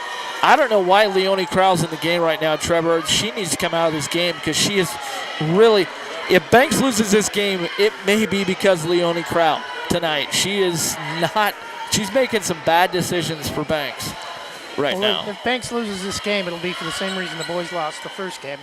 Yeah, I'm not going to blame officials. That's, because down here, Banks faithful saying, a bad call with the out of bounds, and it clearly wasn't. It was off Leonie Crowell. That was a good call that time. No, some of the calls have been good, but they've been far and few between. Free throw on the way for Crowell, and we've got a lane violation. Official pointing to the free throw line like Leonie came across the free throw stripe. Another bad decision by Leonie tonight, and that's uncharacteristic. Not usually like her or this team, but boy, don't know why she's in there. She's really causing some problems right now. Shot going up for Seaside, but rebound coming out of Madison. Ripped away by Seaside. I think Valley Catholic exposed some things, and that's exactly what happened. Valley Catholic exposed the Banks Lady Braves last Friday. And boy, did Seaside do a great job of scouting that out and scouting those exposés. So Banks is going to be the hunted from now on. They got exposed on Friday, and they got to find a way. Free throw missed by Seaside, and well, Banks actually gets a break here. Streblo has it up top, and a double dribble called against Maggie. She went to switch her hands to make the bounce pass, and no, you can't do that. Now the Braves just shooting themselves in the proverbial foot right now, making mistakes that they can't afford to make. Instead of adding to their lead, they're turning the ball over. The longer you keep a team like Seaside in the game, the longer they think, hey, they can win this game. Remember that. Betts has it up top to Lily Taylor. Taylor leaves it for Maddie Olson on the left wing. Back over to Taylor up top. Hounded by Maggie Streblo. Over to Maddie Olson. Lost it. Gets it back. Now tied up. There was a good job by Leonie Crowell that time to get on the floor and tie her up. A jump ball goes to Seaside. And Crowley leaves the floor, does Bigsby and Grossnickel. Evans back in there. Janicek back in there. Tyler Rose back in there. And another ball out of bounds. But Seaside will keep it. Working the ball inside. Ball tipped out of bounds by Haley Evans. Great hustle by Haley to knock that pass out. And so Seaside will try to inbound it again. With the pressure. Maddie Olson leaves it for Betts on the right wing. Guarded by Streblo. Hounded by Streblo. Now they go up top to Lily Taylor. They're just kind of taking the ball out of the air as Seaside. Rebound by Tyler Rose. Off to Janicek to Streblo. This is a good five in there right now for Banks, finally. Janicek has it left side. Going to go up strong to the hole. No good. No foul called. Ball fought for. Tyler Rose goes up, and now we get a foul called. It's Tyler Rose. Little flea on the fly. Showing her worth. She's not tall, but she plays huge. And she gets fouled, and she'll go to the line for 2 free throws. Still a chance to extend the lead. Free throw off the front of the iron by Tyler. She has one more coming. Banks leading 29-25, clinging to a 4-point lead with 2:20 to go in the game. Second free throw coming up. Saunders back in the game for Banks. Second free throw off the back there, no good. Rebound Lily Taylor. Here comes Seaside the other way, hounded by Tyler Rose. Lily Taylor going to drive that little patented scoop one-handed, and it draws the foul. Foul on Banks. Nia Johnson called for the foul, her second foul, 9th team foul against Banks, 8 team fouls against Seaside. So I don't want to hear anybody saying Banks is getting raw into the stick with fouls. We've got 17 fouls, 9 and 8. That's pretty even. Free throw on the way by Lily Taylor is rounded off. This second half has been a futility in offense. Total of 15 points scored since halftime. 17 fouls called in the second half. Second free throw on Lily Taylor. And not going to count. Lane violation. She swished it, but not going to count. Lane violation. Turnover to Banks. Haley Evans brings it up. She'll walk it up. Dribbling with a purpose. Is it for Janicek on the right side? Jocelyn gets it off to Haley Evans, holds the ball high, back to Jocelyn on the right side. Jocelyn looking down low, wanted for Alex Saunders down low, but Alex cut the other way. The ball goes out of bounds. It was tipped out of bounds by Seaside. So Banks will inbound. Nia will do so under the basket. Gets it to Haley Evans. Back into Nia Johnson. Back out to Haley Evans, left side. Now she's going to dribble back up towards the top. Leaves it for Jocelyn Janasek. Janasek on the right side. Leaves for Alex Saunders. Going to drive baseline. Tried to bounce pass it over to Tyler Rose and just wasn't in the right position. And it's a turnover. Back to Seaside with 1:38 to go. Banks 29, Seaside 25. Another unforced error by the Banks Lady Braves. Turnover by Alex Saunders. She's got a run out all the way off glass. Oh, and missed the lay-in. But we got a foul called, and it's going to be against Banks. So adding insult to injury, Alex Saunders misses an easy run-out lay-in off glass, and then Nia Johnson's called for an offensive foul. Been that kind of night in Seaside, folks. That kind of night. 1:23 to go in this game. 29-25. Lady Braves still lead by 4. And at the free throw line is Aubrey Taylor. And as you can tell by the reaction of the home crowd, she swished that one. The lead is 3 with 1:23 to go. Long way from being over. Second free throw on the way. It's off the front of the iron. No good. Poked out of bounds. Poked by Seaside. And so it'll be Banks ball. Seaside faithful doesn't like that, but that was clearly poked out of bounds by Seaside. Haley Evans controls the ball for Banks. Looking for someone to get it to. Looking left. Still looking left. Now going to drive left. Now pulls back up. Switches it to Maggie Streblo, who's back in. Right side. Leaves it in the corner for Janasek.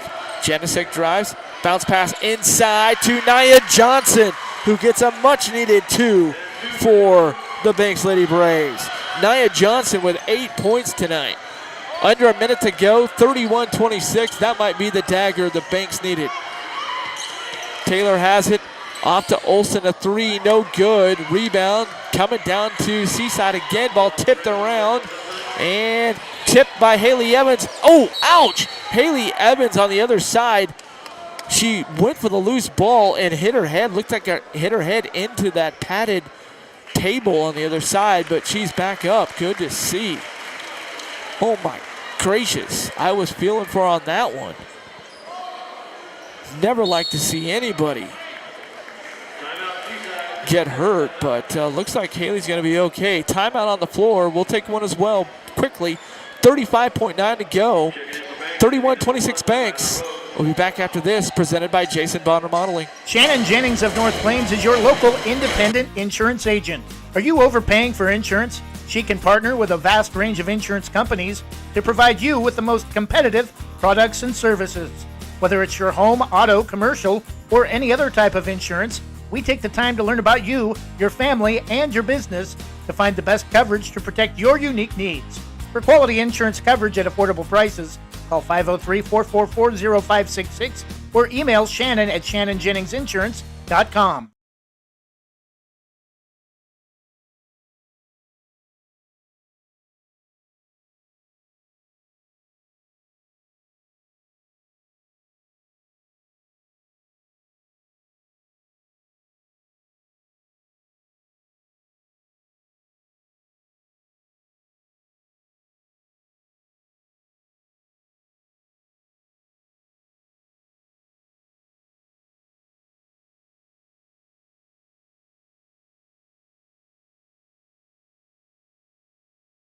To go, Seaside with the ball. Three-pointer on the way by Lily Taylor. No good. Rebound, Haley Evans. Under 30 to go. Banks with the ball the other way, leading by 5. And Brandon Begley wants to take a timeout with 24.2 seconds to go. And it's a full timeout. We'll step aside. Don't go away. Come on back. Banks 31, Seaside 26. You're listening to Banks Lady Braves basketball, presented by JBR. Scoggins Creek Coffee is proud to offer delicious hot drinks and delectable breakfast items too. Visit their 2 locations in Gaston and Yamhill Carlton. Open 7 days a week, Mondays through Saturdays until 5 and Sundays until 3. Make sure to ask about their weekly specials and visit their Facebook page. Scoggins Creek Coffee, 503-985-3483.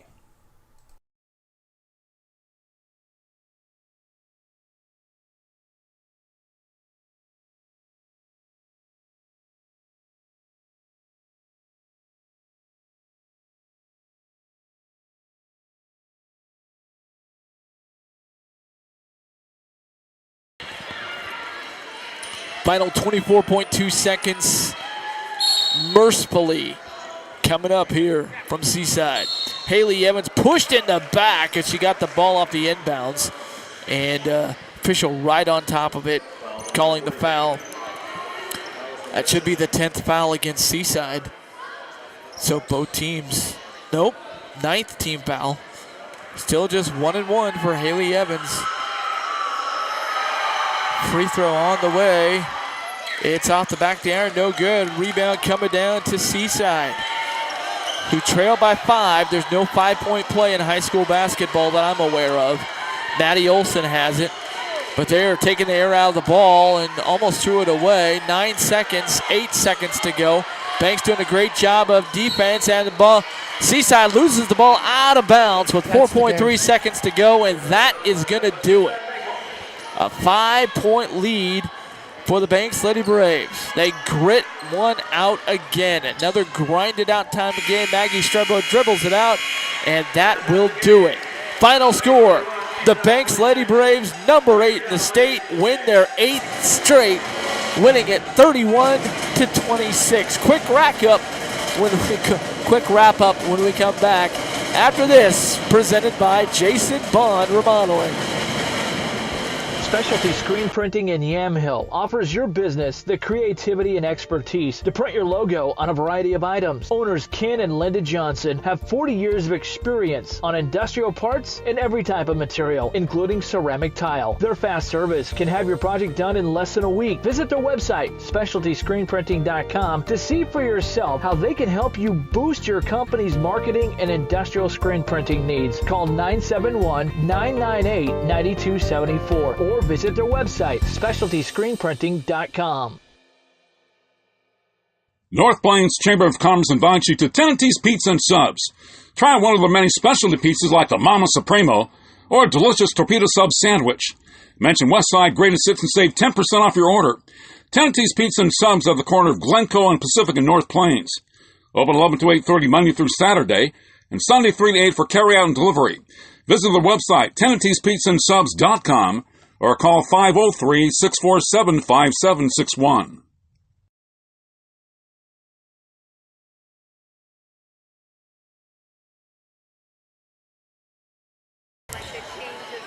Welcome back to Seaside High School. Final score here tonight, it was 31-26. Trevor, it doesn't have to be pretty. It doesn't have to be easy. They're not always going to be easy. But it wasn't pretty, but it doesn't have to be pretty. A win is a win is a win. And the Banks Lady Braves win their 8th straight tonight. 8 points from Nia Johnson, 6 from Madison Walker. But put this in perspective, 31-26 the final. If it wasn't for Seaside's Lily Taylor with a game-high 20 points, Banks wins this game 31-6. So tonight's Oregon Army National Guard hero of the game goes to Lily Taylor with 20 points. So that's going to do it for us tonight on this Friday night. Our next broadcast will be a week from tonight. Going to be back out on the North Coast. The Lady Braves will be at Astoria for that game on February 4th. For Trevor Beard, I'm Jonathan Lee. Have a great weekend. Banks Lady Braves win it 31-26 and improved to 3-0 in the Kawapa League and win their 8th straight game here. Wasn't easy, wasn't pretty, but they don't have to be pretty. It's just